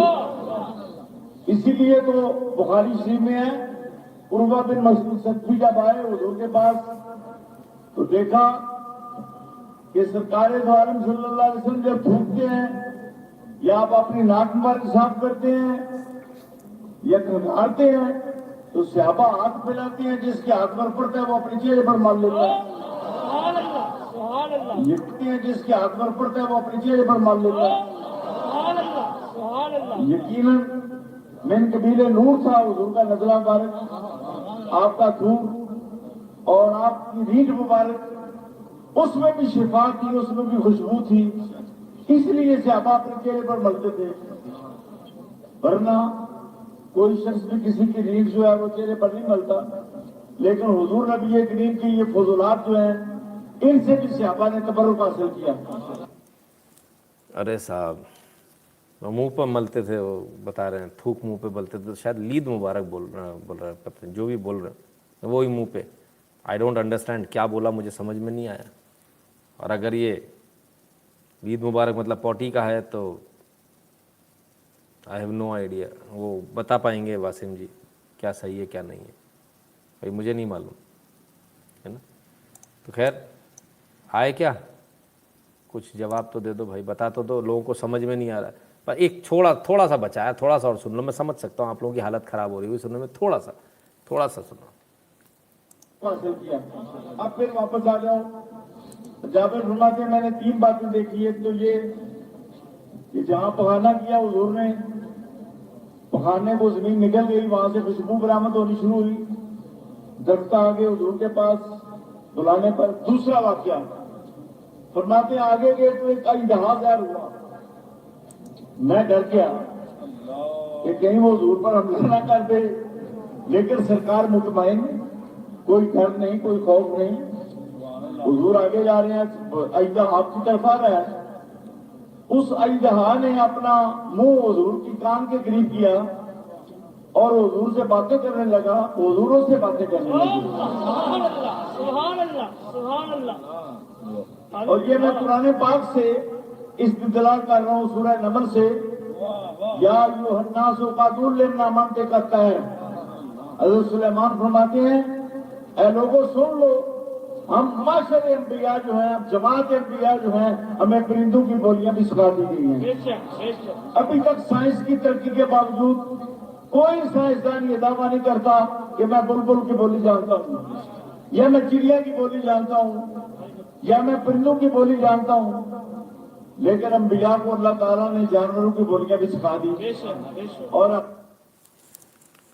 अरे साहब, तो ये सब है। खैर भाई आप लोग डिसाइड कर लीजिएगा क्या है क्या नहीं। मुझे कोई अगर मुझे बता सके, समझा सके ये सब का क्या मतलब है, तो मुझे ज़रूर बताइएगा, है ना। तो हमको समझ में नहीं आया सारी बातें। खैर आप लोग हंस सकते हो, आप लोग गाली दे सकते हो, कुछ भी कर सकते हो, लेकिन सच्चाई ये है कि इस प्रकार की बातें करके, इस प्रकार की और कई सारी हवाई बातें करके जिनका कि कोई तथ्य नहीं है, ऐसी बातें करके कहाँ से क्या हो गया। देखिए, मक्का में देखा सपना 4000 किलोमीटर दूर पूरा किया, हिंदू लड़की से निकाह करने वाला अरब का फ़कीर, जिसके कारण लक्षद्वीप में 98% मुस्लिम। आपको जानकर हैरानी होगी कि लक्षद्वीप में आज भी अगर आप देखेंगे, अब आपको मंदिर नहीं मिलेगा एक भी, सब खत्म हो गए। लेकिन अगर आप कहीं खुदाई में मिलेगा तो आपको महादेव के मंदिर मिल जाएंगे, निकल आते हैं महादेव के मंदिर। 100% जो आबादी थी वो हिंदू आबादी थी। अब ये हुआ क्या, एक फ़कीर था जो नमाज़ पढ़ाया करता था वहाँ पर अरब में। एक दिन वो सो गया, उसकी नींद लग गई, तो हुजूर साहब उसके सपने में आ गए। सपने में आकर बोले तुम कश्ती पकड़ो और निकलो और दूर दूर तक तुमको प्रचार करना है।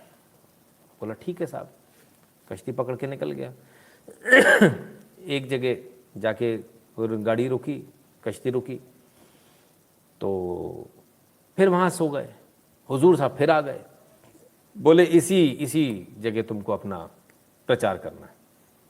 तो प्रचार करने का बड़ा कोशिश करी। पहले तो लोग समझ गए इनकी चीज़ों को, भाप गए। तो जो वहाँ का जो मेन जो कहना चाहिए सरपंच था, उसने भगाया इनको, बोले नहीं इनको यहाँ नहीं रहने देंगे। फिर जैसे तैसे इन्होंने एक लड़की को पटा लिया, उससे हिंदू लड़की से शादी कर ली, उससे निकाह कर लिया, उसे वही लव जिहाद कर लिया, उसे कन्वर्ट करा लिया। इसके बाद इन्होंने और लोगों को करना शुरू किया। तो फिर क्या हुआ, वहाँ का जो राजा था वो उनके खिलाफ में हो गया और उन्होंने पूरी सेना भेज दी। अब कहानी देखो बॉस, ट्विस्ट देखो कहानी में, पूरी सेना भेज दी। तो क्या हुआ वो साहब, क्या हुआ कि लोगों को दिखना बंद हो गया। अच्छा, तो ये अपनी पत्नी के साथ वहाँ से भाग लिए। जैसे ही चले गए वैसे ही लोगों को दिखने लगा, हाँ आ गई, आंखें वापस आ गई। ऐसी ऐसी कहानियाँ बनाई जाती हैं। और यही कहानी इस प्रकार, इससे भी बहुत बेहतर कहानी यदि कोई एक्चुअल कहानी भी कोई बताएगा हिंदुओं में, तो अरे तो अंधविश्वास फैला रहे हैं। ये सारा कहानी आपको ही पढ़ाई जा रही है, अंधविश्वास वाली। दुनिया में किसी को नहीं पढ़ाई जा रही। आप ही एकमात्र ऐसे मूर्ख हो जिसको अंधविश्वास की कहानी पढ़ाई जा रही है। आज भी दूसरी जगह झाड़ फूक हो रही है, ताबीज पहनाए जा रहे हैं। भाई इंसानी मन है, उसको कहीं ना कहीं उसको सोलेंस चाहिए, वो कहीं ना कहीं जाएगा तसल्ली के लिए। आपने तसल्ली देना बंद कर दिया, दूसरे ने शुरू कर दिया। इतनी सी बात है। ना अंडरस्टैंड व्हाई द नेम पाक आफ्टर पार्टीशन। हाँ बिल्कुल। तो खैर फिर वो चले गए वहाँ से, भाग गए, फिर दोबारा लौट कर आए, फिर उन्होंने सबको कन्वर्ट करा दिया। ये सारी कहानियाँ हैं। और आज भी वहाँ जो मज़ार है उनकी, उस पर तमाम जगहों से लोग आते हैं भाई मत्था टेकने। ये चीज़ है। तो आप हंसते रहिए और इसी प्रकार से कन्वर्जन जारी रहेगा अलग अलग नामों से। ठीक है ना, आप हंस सकते हैं सारी कहानियों पर। चलिए और आगे बढ़ते हैं और देखें। ऐसा नहीं कि वो तब खत्म हो गया, अभी भी चल रहा। बाइकॉट इंडियन प्रोडक्ट्स किसने चलाया? Anti India campaign on Twitter promoted by journalist, media houses and influencers like linked to Muslim brotherhood, says report by Disinfo lab. Disinfo lab ने एक रिपोर्ट, एक हैशटैग चला था बॉयकॉट इंडियन प्रोडक्ट्स। तो ये hashtag जो है पाकिस्तान के ISI ने चलाया, कतर ने चलाया और एक दो देश और हैं जिन्होंने चलाया, जिन्होंने मिलकर इसको चलाया था, और चाइना भी इसमें शामिल था। सबसे मज़े की बात यह है कि इसमें भारत के कुछ जर्नलिस्ट भी शामिल थे, भारत के कुछ जो तथाकथित बुद्धिजीवी वो शामिल थे, भारत के समाज सेवी इसमें शामिल थे। लेकिन अब धीरे धीरे इसकी कहानी समझ में आ रही। टर्की, हाँ टर्की भी था इसमें। तो ये प्रायोजित था, कोई फ़र्क नहीं पड़ने वाला है। वो भिखारी कह रहा है हम भारत का बायकॉट करेंगे जिसके पास खरीदने की ताकत नहीं है, तो कोई फ़र्क नहीं पड़ता बॉस। लेकिन जो तब हुआ वो आज भी हो रहा है। और जिस प्रकार से तब कन्वर्जन वाली स्थिति बनी थी वो आज भी है। FCRA licence of Christian missionary organisation harvest India suspended, was getting foreign funding with worth करोड़ों रुपए इनके पास आ रहे थे। ठीक है ना, और करोड़ों रुपए से क्या कर रहे थे? कन्वर्जन कर रहे थे।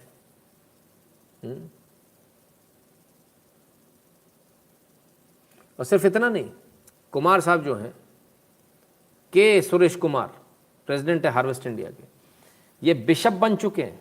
इसके बावजूद SC ST का सर्टिफिकेट का दुरुपयोग ये कर रहे थे। इनके ऊपर मुकदमा दर्ज होगा, कार्रवाई होगी। तो ये भारत के अंदर अभी भी चल रहा है। आप सो रहे हैं इसलिए चल रहा है, आप कब जागेंगे मालूम नहीं। खैर, तालिबान की खबर ले लें। Taliban to deploy exclusive battalion of suicide bombers at Afghanistan border, report. Very good. Taliban बदल गया भैया, गजब का बदल गया। दुनिया में लोग क्या रखते हैं? बंदूक वाले रखते हैं, सिपाही रखते हैं, या सुसाइड बॉम्बर्स रखे जाएंगे बॉर्डर पर। बहुत बढ़िया। तो भारत की कोई तैयारी है या नहीं? इतना सब कुछ हो रहा है आसपास। भारत की तैयारी ये रही आपके सामने।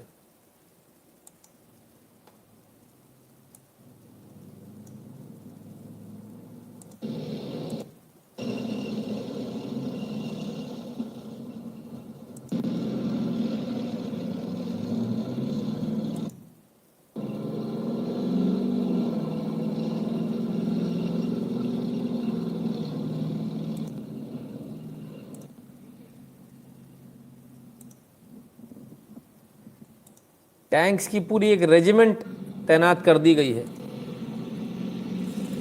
लद्दाख में।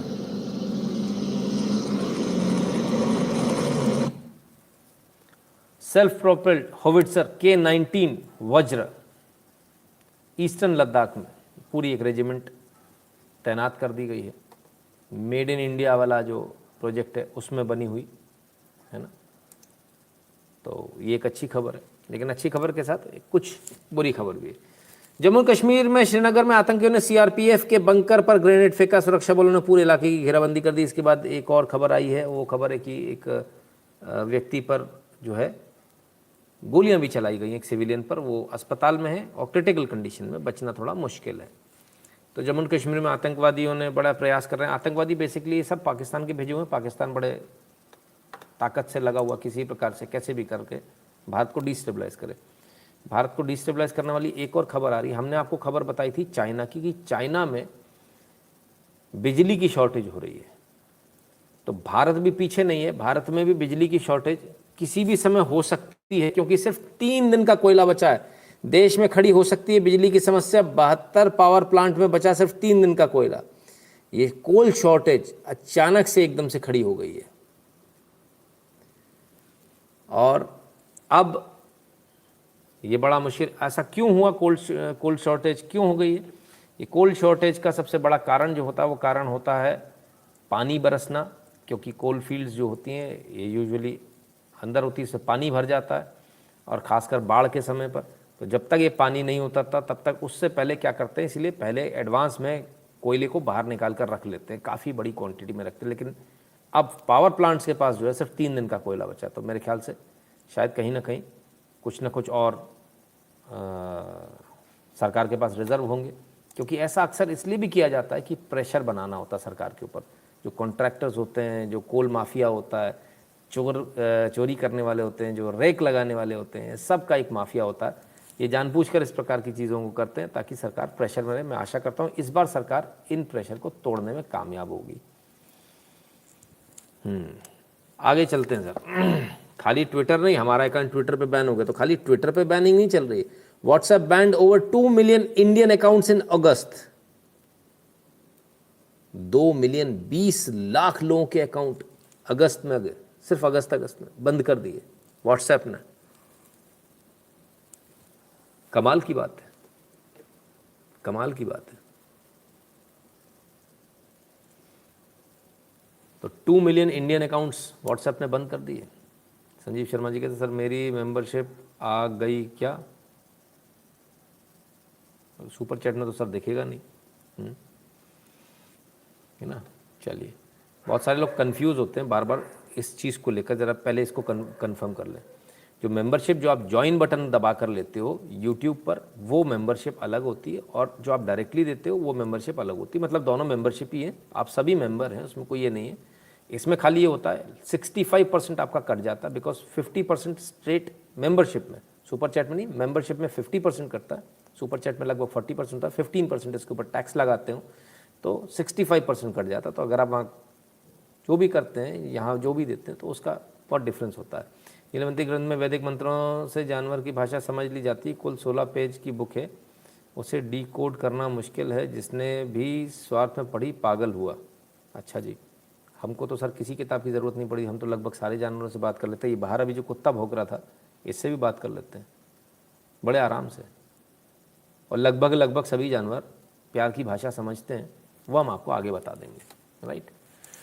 चलिए, तो खैर ये तो ही भारत की बात, कोल ख़त्म हो रहा है, फलान हो रहा है, ढिकान हो रहा है। चलिए कुछ अच्छी खबर देता हूँ आपको, और अच्छी खबर ये है, ये रही आपके सामने।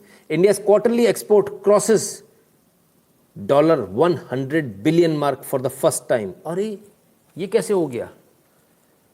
तो भारत में तो बेरोजगारी है, भारत में तो काम ही नहीं हो रहा, भारत में तो इंडस्ट्रीज बंद पड़ी है, सब कुछ बंद पड़ा है, मंदी है। ओ हो, India quarterly export crosses $100 billion mark for the first time. Bharat के इतिहास में पहली बार ऐसा हुआ है कि क्वार्टरली एक्सपोर्ट $100 बिलियन के मार्क को क्रॉस किया हो। आप अभी तक बैठी हो, आप सोच ही रहे हो मैं करूं क्या, आप सोच ही रहे हो मुझे करना क्या है। लोगों ने $100 बिलियन का एक्सपोर्ट ठोक दिया। रुपयों का नहीं है, डॉलर्स का है, और आप अभी तक सोच ही रहे हो करना क्या है। भाई देखो, है ना, समझिए ज़रा, फटाफट फटाफट चीज़ें आगे बढ़ती जा रही है। ओ माय गॉड, देश बेच दिया।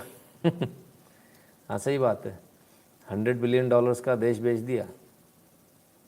तो $100 बिलियन का धंधा कर लिया भारत ने इस क्वार्टर में, और क्या। तो ये तो सूट बूट की सरकार है, बड़े लोगों की सरकार है, एक्सपोर्ट वालों की सुनती, गरीब आदमी मर रहा है, गरीब आदमी की भी सुन ली। भारत में पहली बार एक बार फिर से लॉस्ट जॉब ड्यूरिंग कोविड-19।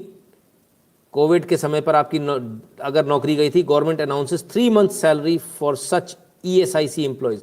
यदि आप ESIC एम्प्लॉय हैं तो 3 महीने की तनख्वाह सरकार देगी। पहली बार इस कदम को मैं देख रहा हूँ किसी सरकार की तरफ से, पहली बार किसी को लोअर मिडिल क्लास की याद आई है। बहुत शानदार कदम, बहुत शानदार कदम, जितनी तारीफ की जाए कम है। जिसकी नौकरी गई है, यदि वो ESI में रजिस्टर्ड थे और उनकी नौकरी गई है, तो 3 महीने की तनख्वाह उनको सरकार देगी। बहुत बड़ा रिलीफ है उन लोगों के लिए जिनकी नौकरी चली गई थी, बहुत बड़ा रिलीफ है। इसलिए कहते हैं नियम से चलो। अब जिन लोगों ने ESIC नहीं कटाया, नहीं सर मेरा रहने दो, ESIC से मेरा रजिस्ट्रेशन मत कराना, मेरे को तो आप पूरी तनख्वाह दे दो। बेटा गई 3 महीने की तनख्वाह, अब नहीं मिलेगी। अब कुछ भी कर लो, उल्टे खड़े हो जाना, नहीं मिलने वाली। तो जिन्होंने पहले जो नियम से चले उनके लिए फ़ायदा, 3 महीने की तनख्वाह सरकार देगी। सरकार और भी बहुत कुछ कर रही है, रामायण एक्सप्रेस से लेकर तमाम सारी चीज़ें चल रही है। एक और चल रही है IRCTC Jyotirling Darshan train to start from Prayagraj Sangam on October 21। 21 अक्टूबर से ज्योतिर्लिंग दर्शन ट्रेन भी चल रही है। तो ये सरकार कभी रामायण एक्सप्रेस चलाती है, कभी कुछ चलाती है, कभी कुछ चलाती है, और आपके सामने धड़ाधड़ अब एक और एक्सप्रेस चल गई है। तो कुछ ना कुछ हो ही रहा है। हाँ, धर्म के नाम पर हो रहा है। चलो भाई देखो क्या होता है। आइए, दुबई एक्सपो चल रहा है। भारत ने बहुत अच्छा परफॉर्मेंस दिया है, राम मंदिर लगाया दुबई एक्सपो में, अपनी प्रदर्शन अपना एक अलग ही ढंग से किया। लेकिन दुबई एक्सपो में इसको बनाने में कई लोगों की मृत्यु हो गई और इस पर बड़ा बवाल उठा। Dubai expo 2020 offering conflicting figures over workers death. काफ़ी सारे वर्कर्स इसमें उनकी मृत्यु हो गई। कन्फ्लिक्टिंग है, बता नहीं रहे, और आखिरकार आज जाकर for the first time Dubai expo 2020 से 5 वर्कर डाइड ऑन साइट। पहली बार इन्होंने बताया कि 5 वर्कर्स हमारे मरे। 5 से कई ज़्यादा मरे क्योंकि इसमें बहुत सारे वो लोग हैं जो भारत से गए हैं बिना वीज़ा, मतलब ट्रैवल वीज़ा पे चले गए, प्रॉपर वीज़ा पे नहीं गए, वर्कर्स वीज़ा पे नहीं गए। इसलिए हो सकता है कि उनकी शायद लाश भी ना मिले, कहीं भी दबा दिया जाए, कोई भरोसा नहीं है। इसलिए कहते हैं नियम से चलिए वरना बहुत दिक्कत होगी। ये सारी चीज़ें आपको सोचनी चाहिए, समझनी चाहिए। लोग गायब हो जाते हैं, पता नहीं चलता। गायब होने की बात से एक और चीज़ याद आई, राजनीति में भी कुछ लोग गायब हो गए। हम नहीं कह रहे, खुद लालू प्रसाद के बच्चे बोल रहे हैं भाई, उन्हें पटना नहीं आने दिया जा रहा। तेज प्रताप यादव का नाम लिए बिना तेजस्वी पर बड़ा आरोप। तेज प्रताप का नाम लिए बिना तेजस्वी पर बड़ा आरोप। और क्या आरोप भाई? उन्होंने ये भी इल्जाम लगाया कि 4-5 लोग हैं जो ये कर रहे हैं और वो राष्ट्रीय अध्यक्ष बना लिया गया है लालू यादव को। आरजेडी में कुछ लोग जो है जो राष्ट्रीय अध्यक्ष बनने का सपना देखते हैं, 4-5 लोग हैं और तमाम लोग, और सब जानता है नाम लेने का कोई फायदा है नहीं। पिताजी को जेल से आए हुए महीना भर साल भर हो गया, हमारे पिताजी को वही रोक के रखा हुआ। तो भैया पिताजी को बंधक बना लिया दिल्ली में। लालू प्रसाद जी के बच्चे का कहना है। किसने बंधक बना लिया? बाकी बच्चों ने बना लिया। कमाल है, ये अलग ही लेवल की पॉलिटिक्स है साहब। मोदी जी ने आज एक बड़ी बात कही, बातों ही बातों में बात कर दी। प्रधानमंत्री मोदी ने कहा, आलोचकों का बहुत सम्मान करता हूं लेकिन ऐसे लोगों की संख्या बहुत कम। अब बहुत सारे लोगों को इसमें बड़ी दिक्कत हो रही है कि आलोचकों की सम्मान करता हूं और संख्या कम है। तो आलोचक कौन होता है? पहले ज़रा आलोचक, क्रिटिक समझ लीजिए कौन होता है। क्रिटिक वो होता है जिसे विषय का ज्ञान होता है और व्यक्ति से ज़्यादा ज्ञान होता है जो परफॉर्म कर रहा है, वो क्रिटिक होता है। हर कोई क्रिटिक नहीं हो जाता कि उठाया मुंह उठाया और क्रिटिक बन गया, आलोचक बन गया। आलोचक बनने के लिए पहले विषय का ज्ञान, और विषय का ज्ञान उस व्यक्ति से ज़्यादा, तब आप क्रिटिक बन सकते हो, तब आप आलोचक बन सकते हो। तो ये आलोचक की पहली सीढ़ी होती है कि कौन आलोचक बनेगा, कैसे आलोचक बनेगा, है ना? ठीक है ना? तो बहुत सारे लोग सोचते हैं कि हम भी आलोचक हैं। नहीं, आप आलोचक नहीं हो, आप कुतर्क कर सकते हो। आलोचक होना अपने आप में बहुत बड़ी बात होती है। आजकल आलोचक का मतलब ही लोग भूल गए। खैर, ये सब तो चलता रहेगा। ये बताओ, बाबू थाना थाया, बाबू जीरा थाया, जीरा राइस थाओ बाबू, बाबू को जीरा दो, दही में डाल के दो, बाबू को जीरा चाहिए। जीरा जिस जिसको खाने की आदत है, ज़रा उसके लिए बुरी खबर है ना, मेरे लिए भी बहुत बुरी खबर है। Tons of adulterated kala jeera mixed with rodent excreta, mobile oil seized in Kolkata. रे बाबा रे बाबा, ये मैं क्या देख रहा हूं? टनों, 12 टन जीरा पकड़ा गया, एकदम बढ़िया काला जीरा, चकाचक। क्या था? चूहे की पोटी से बनाया हुआ जीरा। अब इसकी मशीन आ गई, चूहे की पोटी डालो, लेनी एक तरफ से डालो, उसमें से वो जीरा का वो ठप्पा मार के दे देगा, तो जीरे जैसा दिखेगा। बढ़िया ऑयल वॉयल लगा के उसको चमका चमकू के जीरा बना के। किस हद तक लोग उतर आए हैं, किस हद तक लोग उतर आए हैं कि जीरे में चूहे की पोटी। आज का तो दिन ही खराब है। अभी वो भाई साहब वो पोटी मुंह पे मल रहे थे, खा रहे थे, पता नहीं क्या क्या कर रहे थे। अब ये जहां नजर चूकी वहीं दुर्घटना घटी, सावधानी हटी और दुर्घटना घटी, है ना। हंसो मत, जो जो हंस रहे हो ना, कल जीरा देख लेना बेटा, खूब जीरे का छौंक खाते हो। हाँ दाल बना दे भाई तड़का मार के, बटर में लगाइयो, बटर में, अरे बटर में एकदम बढ़िया चूहे की पोटी आ रही है। अब कल से सब लोग जैसी काला जीरा देखेंगे उनके प्राण निकल जाएंगे, यार चूहे की पोटी है तो। हाँ भाई थोड़ा देख के सोच के समझ के देख लीजिएगा, बाद में न कहिएगा बताया नहीं। 12 टन पकड़ा गया तो कितना टन खप गया होगा,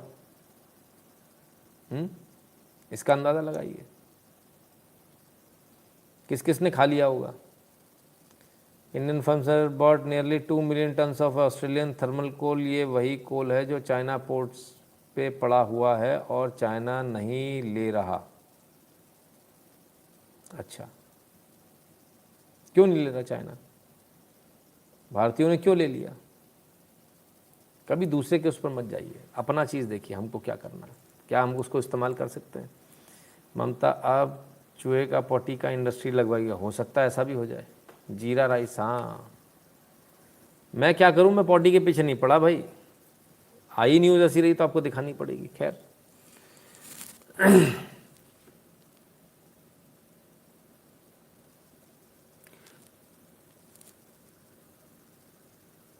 बरघे शिखा भवानी टेम्पल एट मत्तान अनंतनाग, वहां की ये तस्वीर। अनंतनाग में मंदिर को पूरा तोड़ दिया गया,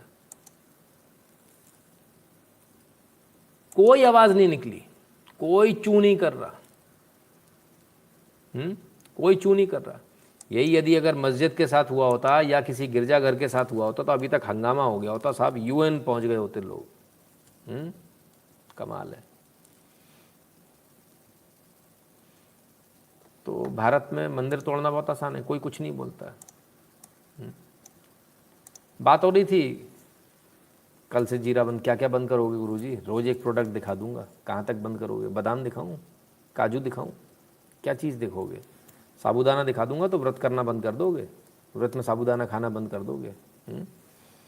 खैर भाषा की बात चल रही थी, जानवरों की भाषा। जानवर प्यार की भाषा समझते हैं। नील गाय का बच्चा है ये, और देखिए ज़रा इसको कितनी जल्दी है दूध पीने की।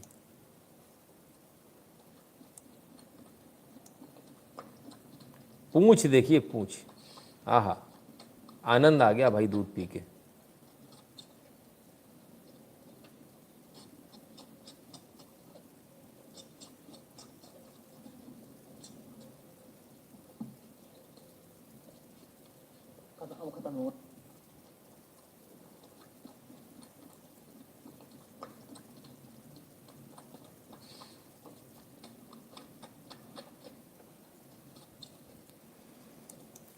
तो ये भी है, ये भी एक चीज़ है कि प्यार की भाषा सभी समझते हैं ना। क्या हो गया भाई, क्या बात हो गई? वासिम से शादी करनी है भाई, ले जा भाई इनको, निकाह कर लो इनके साथ में। वासिम इज़ बैक, इतनी कितनी चिंता। अच्छा वासिम आ गए, अच्छा उस चक्कर में गायब हो गए थे तब से, चलो कोई बात नहीं, अब आए, अच्छी बात है। फिर से चला देता हूँ वही वाला वीडियो, सुन लो थोड़ा दोबारा से, फिर चले जाएंगे, गायब हो जाएंगे। खैर तो ये तो गाय का बछड़ा था तो दूध पी रहा था। गांधी जी के बंदर क्या कर रहे हैं? बंदर देख लें क्या कर रहे हैं गांधी जी के। ओहो मिल गए साहब, कहाँ है ये? किधर लुत्फ उठाया जा रहा है? ड्राई डे के दिन बोतलें रखी हुई हैं। ओहो अरे गजब साहब गजब, क्या बात है।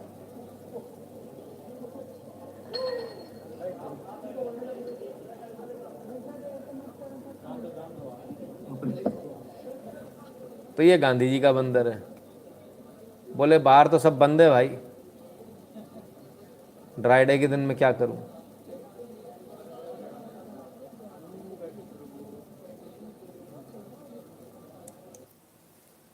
चल दिए, इसके बाद निकल गए पतली गली से।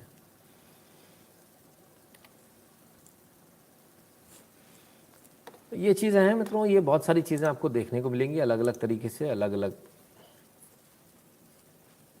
लोग आपको समझाने का प्रयास करेंगे। हिस्ट्री को आपको खुद पढ़ना पड़ेगा, चीज़ों को समझना पड़ेगा, और एक एक हिस्ट्री की चीज़ को समझ के पढ़ के ही आपको समझ में आएगा। आपको हमारा एनालिसिस आज का कैसा लगा मैं कमेंट सेक्शन में ज़रूर बताइएगा, और 8770720196 इस नंबर पर गूगल पे, पेटीएम, फ़ोनपे के माध्यम से कंट्रीब्यूट कीजिएगा, सपोर्ट कीजिएगा। यदि आप चाहते हैं ऐसी वीडियो और बनाएं, यदि आप चाहते हैं कि चैनल और आगे चलता रहे। भीम यूपीआई एड्रेस है n.shukla@UPI, इस पर भी आप सपोर्ट कर सकते हैं। पेटीएम पर सपोर्ट करने का तरीका patreon.com/नितिन शुक्ला पर। भारत के बाहर है तो सबसे ईजी तरीका है पेपाल, paypal.me/नितिन शुक्ला GWL, राइट। टेलीग्राम का चैनल है t.me/nshukla, ये इसकी लिंक है। इसके अलावा गूगल फॉर्म ध्यान से भर दीजिएगा। आप जो बाहर रहते हैं उनके लिए बाहर का गूगल फॉर्म अलग है, भारत में रहने वालों के लिए भारत का गूगल फॉर्म अलग है। तो बहुत सारे मित्र शायद चाहते होंगे कि जो आज हमने एनालिसिस किया ऐसा एनालिसिस और करें हिस्ट्री के ऊपर। हम भी पूरा इसका प्रयास कर रहे हैं, और क्योंकि हर व्यक्ति के पास दिन में सिर्फ 24 घंटे होते हैं। भगवान ने सबको समान बनाया है, एक जैसा सबको समय दिया है, सबको एक जैसे अवसर दिए हैं। उस 24 घंटे के अंदर जितना मैक्सिमम हम काम कर सकते हैं उसको करते हैं, लेकिन अब जो है वर्कलोड जो है वो एक सीमा के बाहर जा चुका है ऑलरेडी, क्योंकि 2 घंटे का एनालिसिस के लिए हमको बहुत मेहनत करनी होती है, बहुत ज़्यादा मेहनत लगती है। और हिस्ट्री के लिए ज़रूर हम कुछ करेंगे, और देखते हैं अगर संभव हुआ तो हिस्ट्री का एनालिसिस भी आपके सामने समय समय पर लेकर आने का पूरा प्रयास करेंगे। बहुत बहुत धन्यवाद मित्रों अपना कीमती समय देने के लिए। अपना ख्याल रखिएगा। वैक्सीन लग चुकी तो दूसरी लगवा लीजिएगा, और अगर नहीं लगी तो पहली लगवा लीजिएगा। दोनों लग चुकी हैं तो मास्क लगाए रहिएगा और सैनिटाइज़र का इस्तेमाल करते रहिएगा, ठीक है ना, क्योंकि कोरोना अभी फिर से वापसी कर लेगा खटाक से, आपको पता भी नहीं चलेगा, ठीक है ना। इसलिए स्वस्थ रहिए, मस्त रहिए, और अपने काम पर लग जाइए। देश बदल चुका है, अभी भी अगर आप काम पर नहीं लगेंगे तो फिर दिक्कत हो जाएगी, है ना। पूरी ताकत के साथ काम कीजिए, तरक्की कीजिए। भगवान आपको हर फील्ड में तरक्की दे, आप जहाँ भी काम करने जाएँ तरक्की दे। कोशिश कीजिए आप जो भी करें वो एक्सपोर्ट रिलेटेड हो, उसका प्रयास कीजिए। हमारी क्वालिटी बहुत नीचे रखते हैं, क्वालिटी को बहुत अच्छा कीजिए, है ना। और सभी से उम्मीद यही करूँगा, सभी लोग जल्दी से जल्दी अपना अपना व्यवसाय अपना अपना शुरू करें। कई लोगों के फ़ोन भी आते हैं, कई लोग पूछते हैं, तो अक्सर उनको मैं संडे का टाइम देता हूँ, कल देखता हूँ कल किस किस का फ़ोन आता है। बहरहाल एक चीज़ सबसे ज़रूरी बात मैं बार बार कह रहा था और फिर से एक बार कह देता हूँ कि किन्हीं सज्जन ने वेबसाइट रजिस्टर कराई है मेरे नाम से, उन सज्जन से मेरा निवेदन है मुझसे संपर्क कर लें, क्योंकि अगर आप संपर्क नहीं करेंगे तो हमारे पास कोई दूसरा ऑप्शन नहीं होगा सिवाय इसके कि हम लीगल ऑप्शन की तरफ जाएं। फिर वो आपको हो सकता है बुरा लगे, आपको ख़राब लगे। मेरा निवेदन इसलिए है कि आप संपर्क कर लें, अन्यथा हमको उस वेबसाइट पर एक्शन लेना पड़ेगा। बहुत बहुत धन्यवाद आप सभी का। कल मिलते हैं सवाल जवाब के साथ।